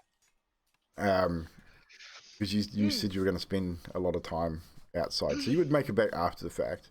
I would say probably by that time, Marath and Varys are probably asleep, and LV would be in his usual corner doing what he does in shutdown mode. LV knows that they already know about what happened to the corporal and Oos. LV was Because there they were when there. LV was there when Mm-hmm. Dilly was given command of the squad. So yeah. Dilly's going to look at LV. As per Sergeant's orders, and I am in charge of this squad, I would like you to put a hold on Tolvr's orders of attacking. If one of us goes down, you attack the person that made us go down. Affirmative. Rerouting orders. Temporarily until Corporal Tolvr is in charge. Thank you. LV. Was your endeavors informational? Yes, I am now a more efficient killing machine. I'm not going to lie, I kind of like that feeling. But there's also some room to understand that we're not exactly as what you are. I also understand that now too. So we can't necessarily be deprogrammed and quite like you. It takes a lot of work for it to happen to us. Yes, it is a shame. Most of you have many flaws. Do you know what your flaw is, LV? Yes, I'm created by flawed people. That is my flaw. Your flaw is that your literal sense can sometimes make your lack of flaws is your flaw, if you understand that. And with that, she's going to leave him to think about it and go to bed. Right, so another day passes. Sunrise is sounded by the multitude of horns around the keep, which wakes you all. We're now on, I believe, Ardreth, the first day of Rulaf, which is still springtime. It's still in the spring months. You are roused. You can hear orders being shouted out on the parade ground. And as you ready yourselves, you redress yourselves into your cloaks, your uniforms that you wear, and you head out to the parade ground where, as you do so, Dilly, if you lead your squad out, Sergeant Tolvr, it's not Sergeant Tolvr, Sergeant Stormhammer can be seen shouting orders and such around to other people, and sort of spies you and calls you over and your squad. We will march there as we would every other time. Yeah, I mean, no need to up it. We know you now would march to wherever you need to go in relative sort of military fashion. You make your way over, and he says, right, you lot, you're going to set yourselves up over here. And what you see as he sort of waves his hand over to where you're going to be standing is you see two structures. Basically like almost like a horseshoe, just two wooden posts with a bar across the top, and you can see two leather straps that are hanging down from these bars. There's two of them set up side by side.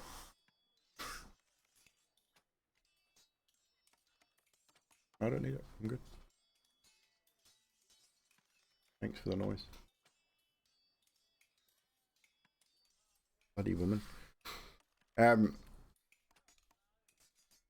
So with that, as the rest of the soldiers are starting to line up and prepare for what's coming, you see Sergeant Tolvr, Sergeant Stormhammer walk over to a set of double doors. As the double doors are open, you see Corporal Tolvr and Private Earth being led out in shackles by a pair of guard each.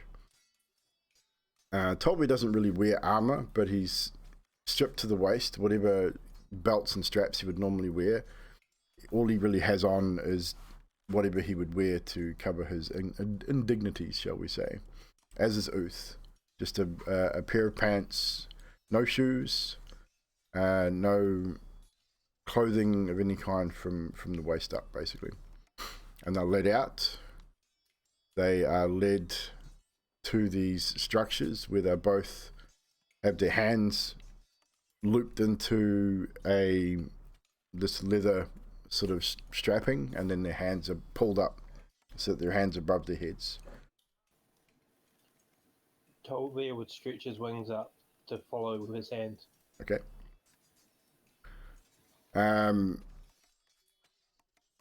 I would say at that point, one of the guards would look to Stormhammer, and Stormhammer would just give him a nod, saying that that's fine.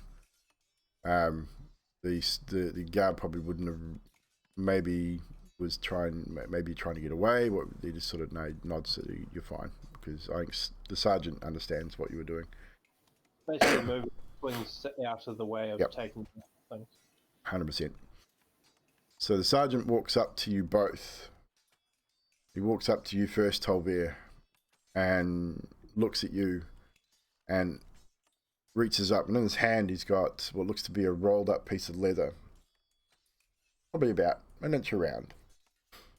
He says, bite down on this, it'll help. And he raises it to put it in your mouth. Do you take it? Tolvr takes it, but the second he gets hit, he's going to bite it clean off. It probably would, but I mean, he tells you to bite down on it anyway. And he does the same with you, Uth. Do you take it? Yep. Okay. So with that, he then addresses the soldiers that have lined up to witness this, including your squad. Corporal Tolvr stands accused of putting his squad in immediate danger in an unnecessary manner. He faces charges of attacking a man with his back turned, which is not how we operate in a Dragon Scale militia.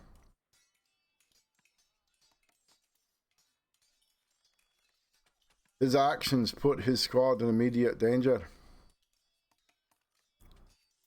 Usually this would mean removal of rank and imprisonment for a long time, but on the recommendation of my superior officer, 10 lashes has been handed down instead. Private Uth Smartridge will also receive 10 lashes for disobeying superior officer and for thievery from Dragon Scale militia.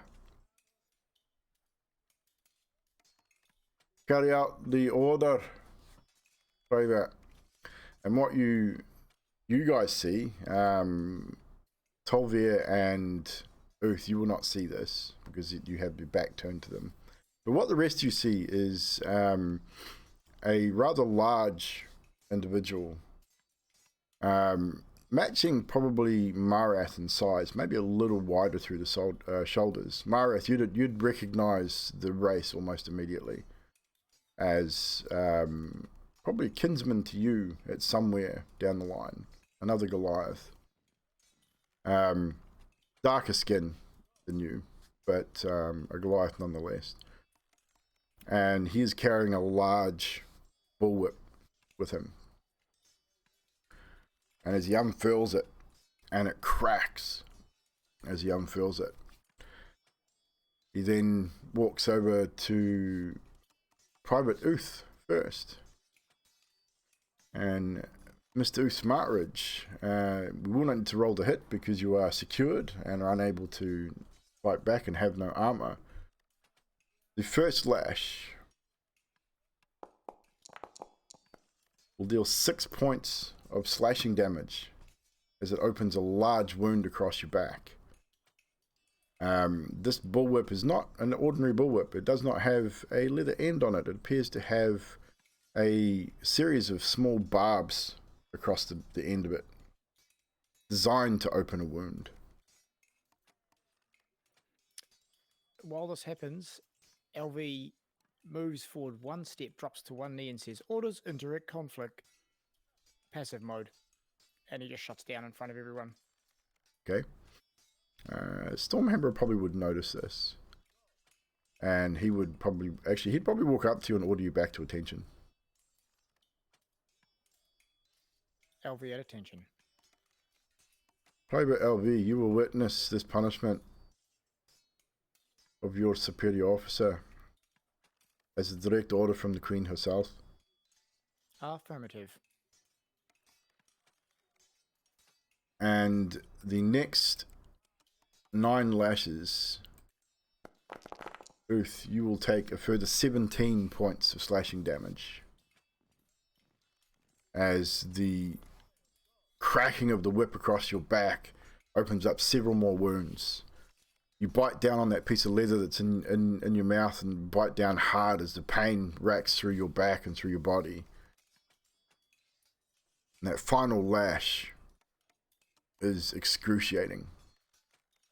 And I'd say you probably at this point spit out the piece of leather and probably hang heavy on your arms, almost drop, or where you would normally drop to your knees through sheer exhaustion and pain. You're left hanging there. As your punishment is finished, 2 guards come over and release your hands from the loop and let you fall to your knees. And they aid you back up to your feet and hold you there for the time being. The Goliath then moves to you, Tolvr. And the crack of the whip is heard. The first only does 2 points of slashing damage on your thick, scaly hide. Still hurts. It definitely hurts, but it does do damage. The next 9. A total of 22 points of slashing damage. As the same as you, they open up several wounds across your back. Tolvr's unconscious. So you lose consciousness. Yes. That final lash enough to render Tolvr unconscious as he hangs from the structure. The crowd is relatively silent as the orders are carried out. You were then picked up, Tolvr. No need to make a death save or anything like that. You were picked up, and both you and Uth are then taken to the infirmary to have your wounds tended.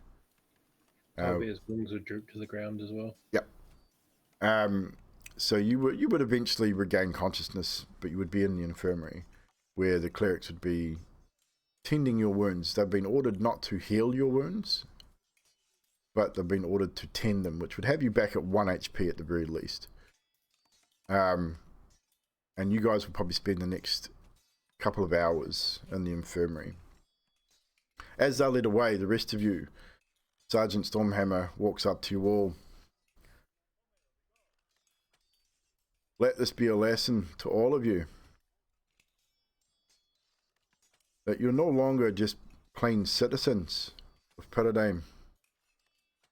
You are held to a higher account than the rest of the citizens of this realm. And as such, you will follow your orders.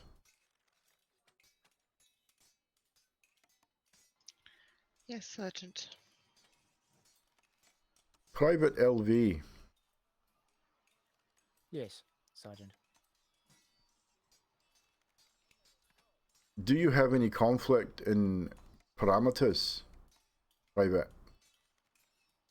At this current point, no.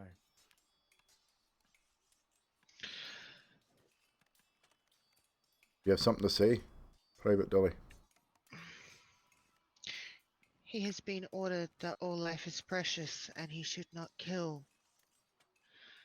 And when we were in combat and the corporal went down, I tried to issue the order for him to retaliate and he could not.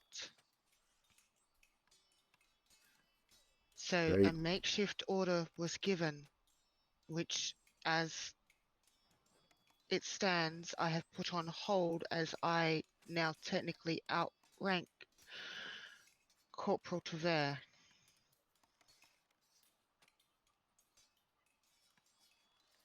We'll have that addressed in due course. Thank you, Sergeant. For now, return to your barracks. Corporal Tolvr and Private Uth will join you there later, where you will be able to aid them in tending to their wounds, as they will not be healed by magical means. Will Corporal Tolvr regain control of the squad? He will. He's not been stripped of Thank you, rank. sir. Not this time. Okay, and as I stand, I will turn around as I will say thank you, and LV will know as of Tolvr going Once into Tolvr barracks, returns, he'll Yeah. recognise the rank. It's not a problem. Private LV. Yes, Sergeant. We will have to see about your directives and how we can solve this conflict. Seems to have appeared. But not in a moment.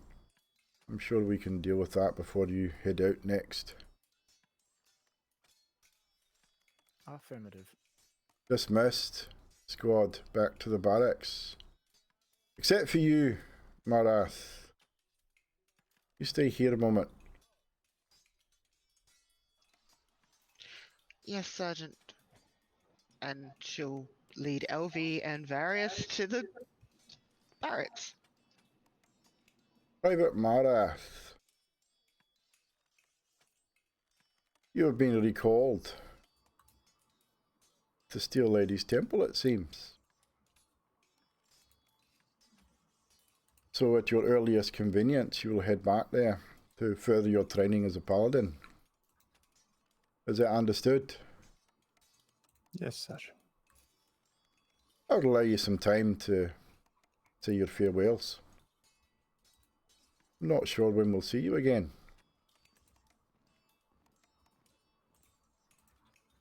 Yes, Sergeant. Thank you, Sergeant.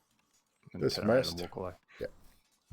So as you all eventually make it back to your barracks, after about an hour or two, Tolvr, you and Uth are released from the infirmary and head back to the barracks. Still, I would say in a reasonable amount of pain, as your wounds have been bandaged and tended to. They have not been magically mended as a lesson, basically.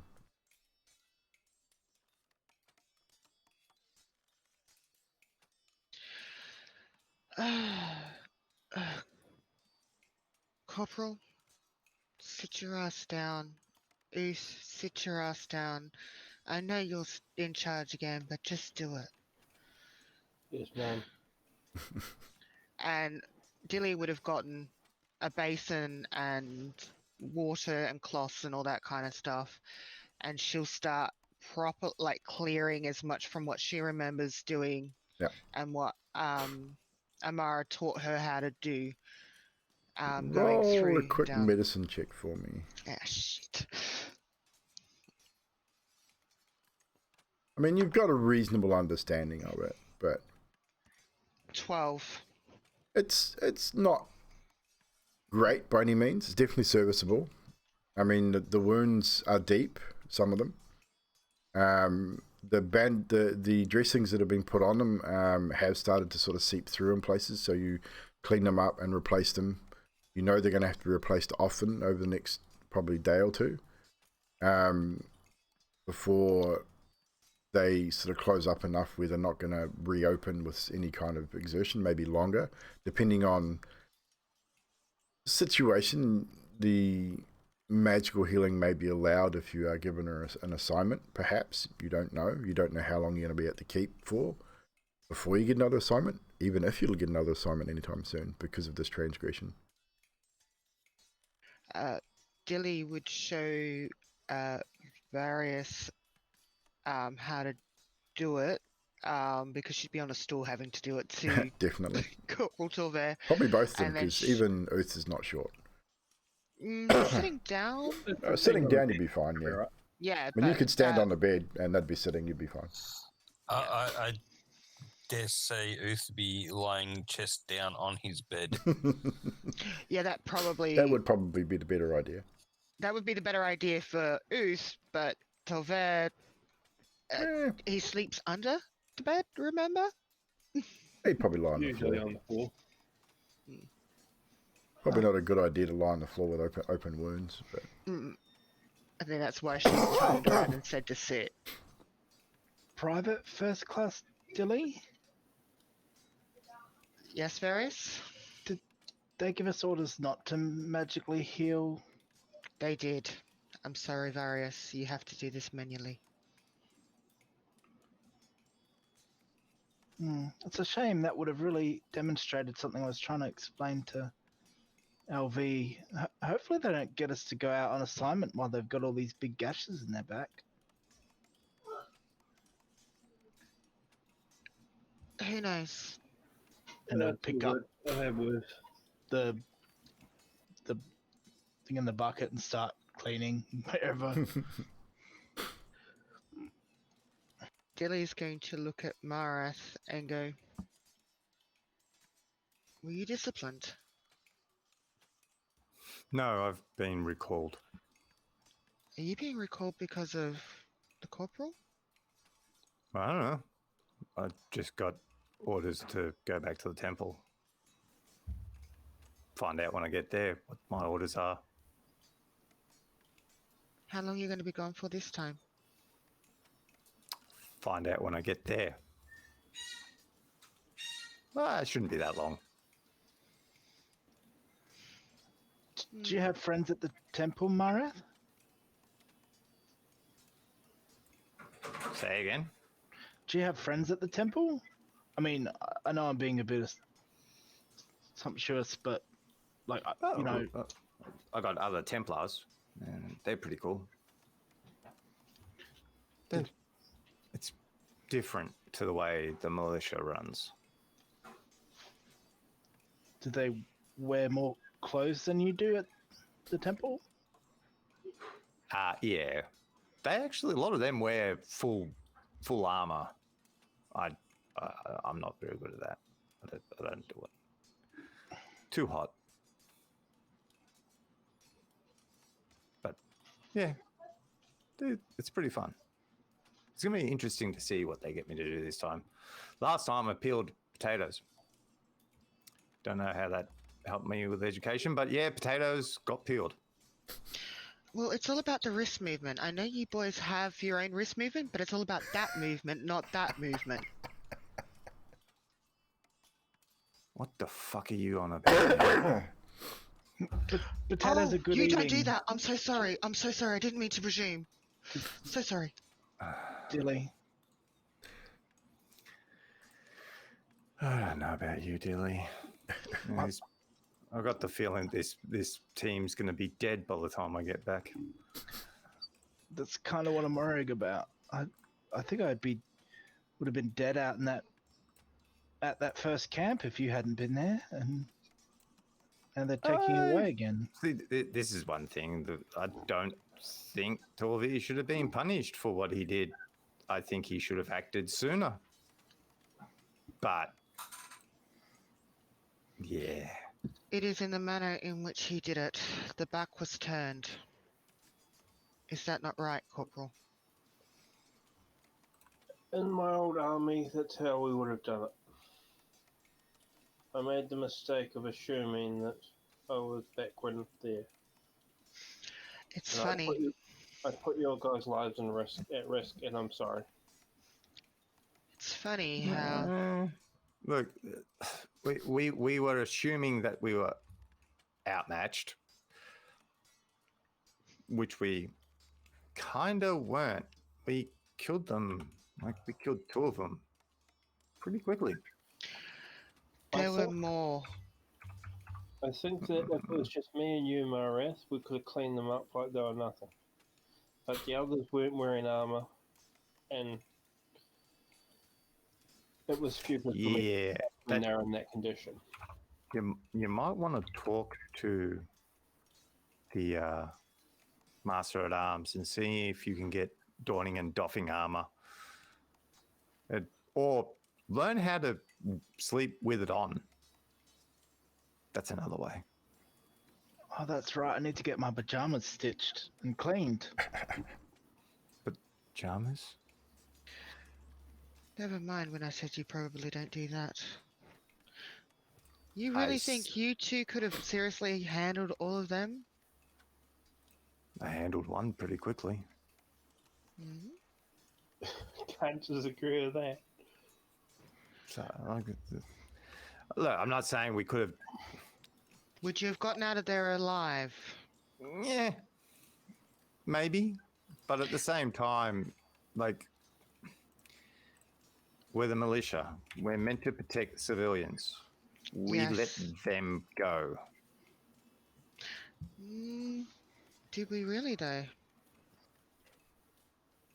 I don't know. But as I I said, think by living, we didn't let them go. We've got a new target. yeah, but now you got to find them. I know someone who may have some contacts in that. She's just looking directly at us. No, yeah, by the way, you might want to use this stuff. And I pull out a pack of salt. You go, here, use that on Uth's back. It might teach him a better lesson.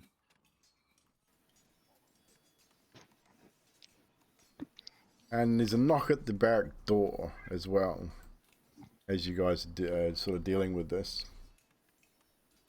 And who answers the door? Dilly will. LV? Ah, LV's right there. He's always near the door. He's probably standing. He's normally at the back of the room facing the door. Yeah. So he can So see Dilly everything. would go. Dilly would go to the door. So as you open it, there's another private there, and hands you some pieces of parchment, and they are labelled. One's got your name on it. One's got Uth's name on it. There's one for Marath, and I believe there's one for Varys as well. Ah, interesting. Malco, Maras hands him his scroll. Ace, and I'll give you to yours in a bit. Various, here, mail. Oh, And Dilly will take hers, Oos, and put it like right underneath his head. I gotta remember where Can I you put lift them. your arms? Or would you like me to open it for you, Oos? I'll read it later. before or after we salt him, you reckon? So, Tolvr would look at Marath and say, is that some sort of healing powder? Because we're not supposed to use healing powder. Does Dilly know what it is? In a way, yes, it is healing powder. It's healing. anyone who has half a brain would know what salt looks like. Okay, so now I'm going to roll how freaking malicious I want to be. It will heal your soul. I got a natural 1, which means I'm rubbing that salt in that wound. I'm so sorry, Ease. I'm so sorry. No, you're not. No. If I'd got above a 10, I wasn't going to do it. If I got below a 10, I was.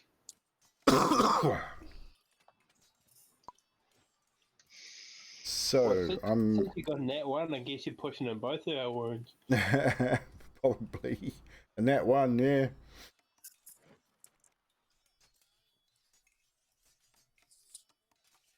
So I'm just sending you guys the letters that you have received. I'll go over to Tolvr. Kind of, guess I'd sit down on the floor beside him so that we kind of at head level, and just say to him, "You need to be more decisive. You've got to let go of whatever the hell's holding you back, or they're all gonna die." I know, but I need to learn how to.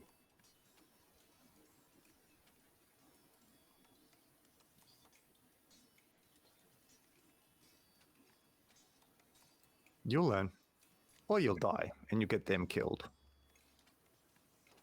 in the process.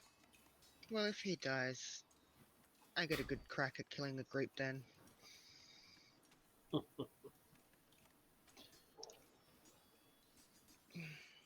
But It's, on that note, people, it's been fun. I'll see you next time. don't be Good too night. long, Maras. It's not the same without you. Training to be done. See you in 10 weeks. 10 weeks. Right, okay. And with that, Marath collects his belongings, his double-bladed scimitar, what meager belongings he has, and heads out, leaving the rest of you in the barracks.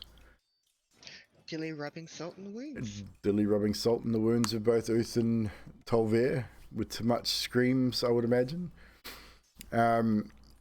Your respective letters have been DM'd to you, and what you do with that is up to you. If you wish to share that with the group at a later date, won't be tonight because we are going to finish it there. That will be the end of tonight's session. Thank you, Sadiq, for popping in and playing out Marath for us. Obviously, IRL stuff really does suck, and work commitments take people away from what we enjoy, and unfortunately, without any kind of consistent schedule, Sadiq is unable to hang out with us as much as we would hope. So I made the decision to, unfortunately, write Marath out just to make it a little bit easier moving forward. That's not to say that he won't be back. I would like to keep Marath in the story and potentially come back as a walk-on NPC or walk-on PC from time to time when you are available, if it suits whatever we're up to at the moment. Because I dare say there'll be moments where Marath's expertise as a paladin / barbarian will definitely come in handy in certain instances. I'll be back, bitches. I'll be back. That's what we like to hear. Anywho, so that is it for tonight's session, guys. Thank you so much for hanging out with us. Chat. Thank you for the raiders. We had a couple of big raids there. We had who did we have coming in there? We had Rogue with 23. We had Culprit come in with 21. All the new followers, you guys are awesome. Thank you for dropping the follows there. This is going to be the last episode for Paradigm 2 for a little while, as there'll be no stream next Sunday. I'm going to take a break next Sunday. We're going to do a voice call with our Vampire the Masquerade crew and catch up on season 2 and sort of remind ourselves where we left off. And the following Sunday, Sunday the 5th of June, we'll see the return of our Vampire the Masquerade Chronicle, Vampires of Melbourne, Blood and Belief. So we'll see the return of Echo, Pip, Zane, Isaac Graves, Jackson Spencer. Hopefully on occasion we'll see Aaron Tomic come back in as well. And who am I missing? Sarah Barnett will possibly see in there as well. I feel like I'm missing someone. I think that's everybody. There's a few of us here. And of course, Baz, our storyteller, will be back telling that story. So that's 5th of June, we'll be back with that. Then once that's concluded, we'll be back to Shadow's Embrace. We'll get back into Paradigm 2. So tomorrow, this week I'm going to play by ear at this stage, guys, depending on how this all goes. We have got the COVID in the house at the moment. I managed to get through today okay. So Wednesday we should be good at this stage. Keep an eye on the Gilded for any information leading up to that, guys, just so keep you in the loop, but we should be okay for that. Tomorrow will be map making if I'm feeling up to it. If not, I'll post it. But yeah, so it should be a lot of fun. We will go around our cast tonight and get a few moments. I know we've got a couple people got to go. Baz, we'll start with you. Dare say you've got an early start tomorrow. Yeah, it gets earlier in the 2 weeks too, so all good. Yeah, quite a few good moments from tonight. I got a couple sort of early on in the game, and I didn't get a lot of the later ones, so there's plenty there. But for me, Marath going over to Various and looking at his drawing and saying, yeah, there was more brain splatter there. That was quite good. I was hoping to see maybe a bit of a constitution roll when he mentioned that, but didn't happen. I thought about it. And then Dilly, with a sudden realization of Tolvr's order to LV, you know, how it could have been taken or misconstrued. I thought that was quite good, how she sort of went, oh no, this is what's going to happen. Then her and Marath sort of talking about it for a bit. I had that up my sleeve, hoping certain things could or would happen. But of course, in the keep, there was never any worry because there's always superiors around. Yep. And I'll just mention too that name on your list, Evil Groog's slack jaw. I had Love to it. do. I had to do it. Love it. That's me. I've got to put a reference in there somewhere. Anyone that picks up on that reference, and you're doing okay. Drax, Mr. Tolvr, one of the punished this evening. Oath for Stormhammer. So just trying to bullshit his way through. Yeah. I expected a little bit more from Uth on that, to be fair. Yeah. LV summarising what happens to Tolvr when people ask where he's gone. Yeah. Like, that was pretty good. The whole meatbags thing. Salt in the wounds, and Marath saying Tolvr's an idiot. More or less. I have more, but I'll leave it at that. Marath. Okay, Sadiq. Trying to pick up Trashy's character, and he dexes out of the way, and it's like, I could use. No, I'm not going to waste advantages. You could have. I would have used them. No, I'm gonna save them because I know they will come in handy. They will eventually. Like I said, we'll definitely get you back in at some point where it makes sense. Yeah, And obviously, when you're look. definitely available and it makes more sense for the character too. So Yeah, well, hopefully it'll be after a couple of levels because, yeah, probably. There was another one, but it's actually just lost. I just lost it.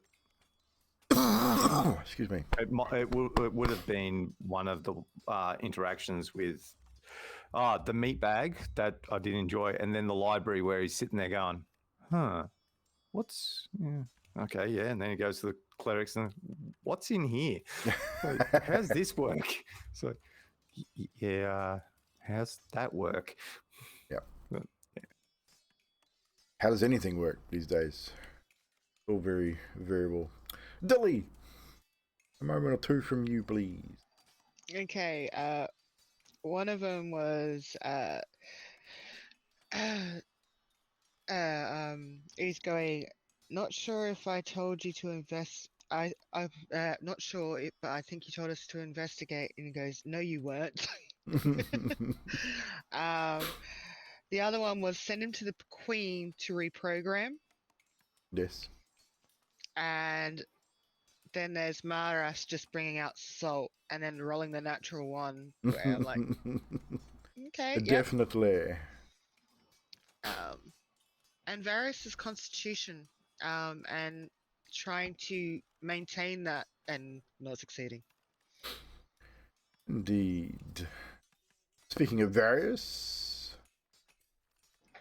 I really liked Marath trying to grab at Uth and then saying because he moved away from him, that was proof that he had something hidden. I thought that was good. made sense. Yeah. The whole bit with LV trying to work out how meat bags work, and going to that trip to the library and stuff. I really enjoyed that interaction and stuff and that whole bit, and him sort of marching off and me having to catch up to him, and Dilly with the wrist movements. Don't know where that came from, but Trust it came from my husband, and none of the other. Everyone else was classy. That one came from my husband. You're welcome. That'll Indeed. be me. Uth, Mr. Trash. The only thing I really enjoyed was the Tolvr trying to get information out of LV about the Queen. It was interesting, indeed. And Nothing now else? I have ammo. Awesome. No, that's No, it. it was, I mean, yeah, that's something that Uth can use later, perhaps. Magic comes up. Baz's shit grin at Dilly's realization that the order was a little worded just a little bit wrong. But yes, that's something that Baz and I had discussed at the time that it had happened. It's like, yeah, I'm aware of that. I was listening because that was Also- definitely interesting. Also, just for Drax too, when you were asking LV about that, if you remember, my priorities on my list of directives, number 6 says give no information that will compromise Valon or its officials. So that when LV gave you that answer, he Yeah. was not wanting to put himself in a compromising position. Yeah. All right. Yeah, so it comes down to his directives, which is why he can't kill anyone at the moment, because the way with the deletion of the Directive 5 and mentions of Directive 5 actually created a conflict in his directives, which we will address at a later date. Something we've talked about. So there's actually something else that I thought was in there, and when I was watching it back today, that wasn't actually in there, and I was just like, it's something I actually wanted to know.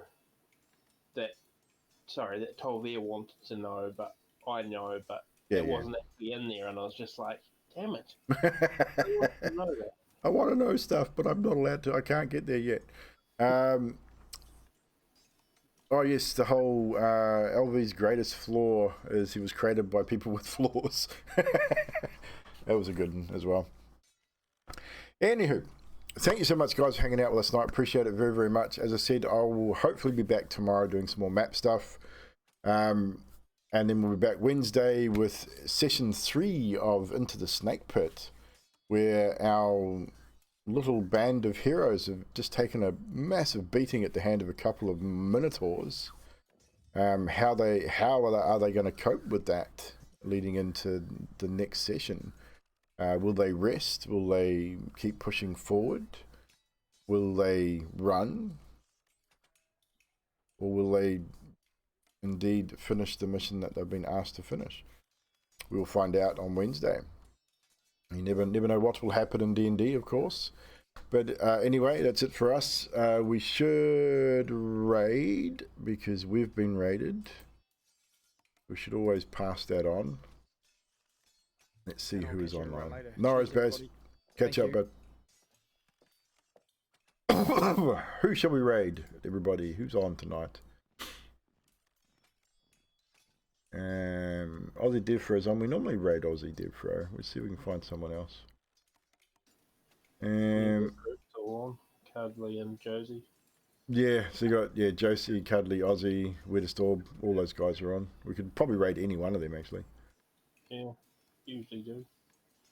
And we got participation award.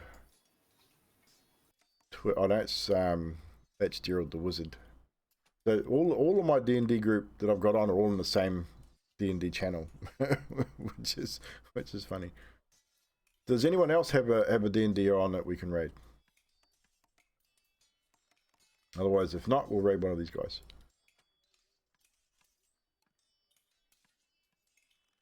I think we'll raid, if no one else has anyone, I think we'll raid Josie.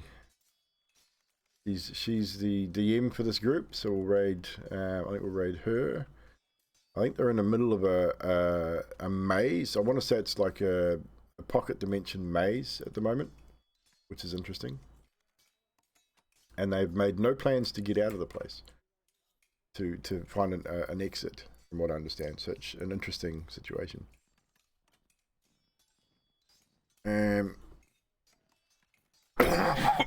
Excuse me. My corona.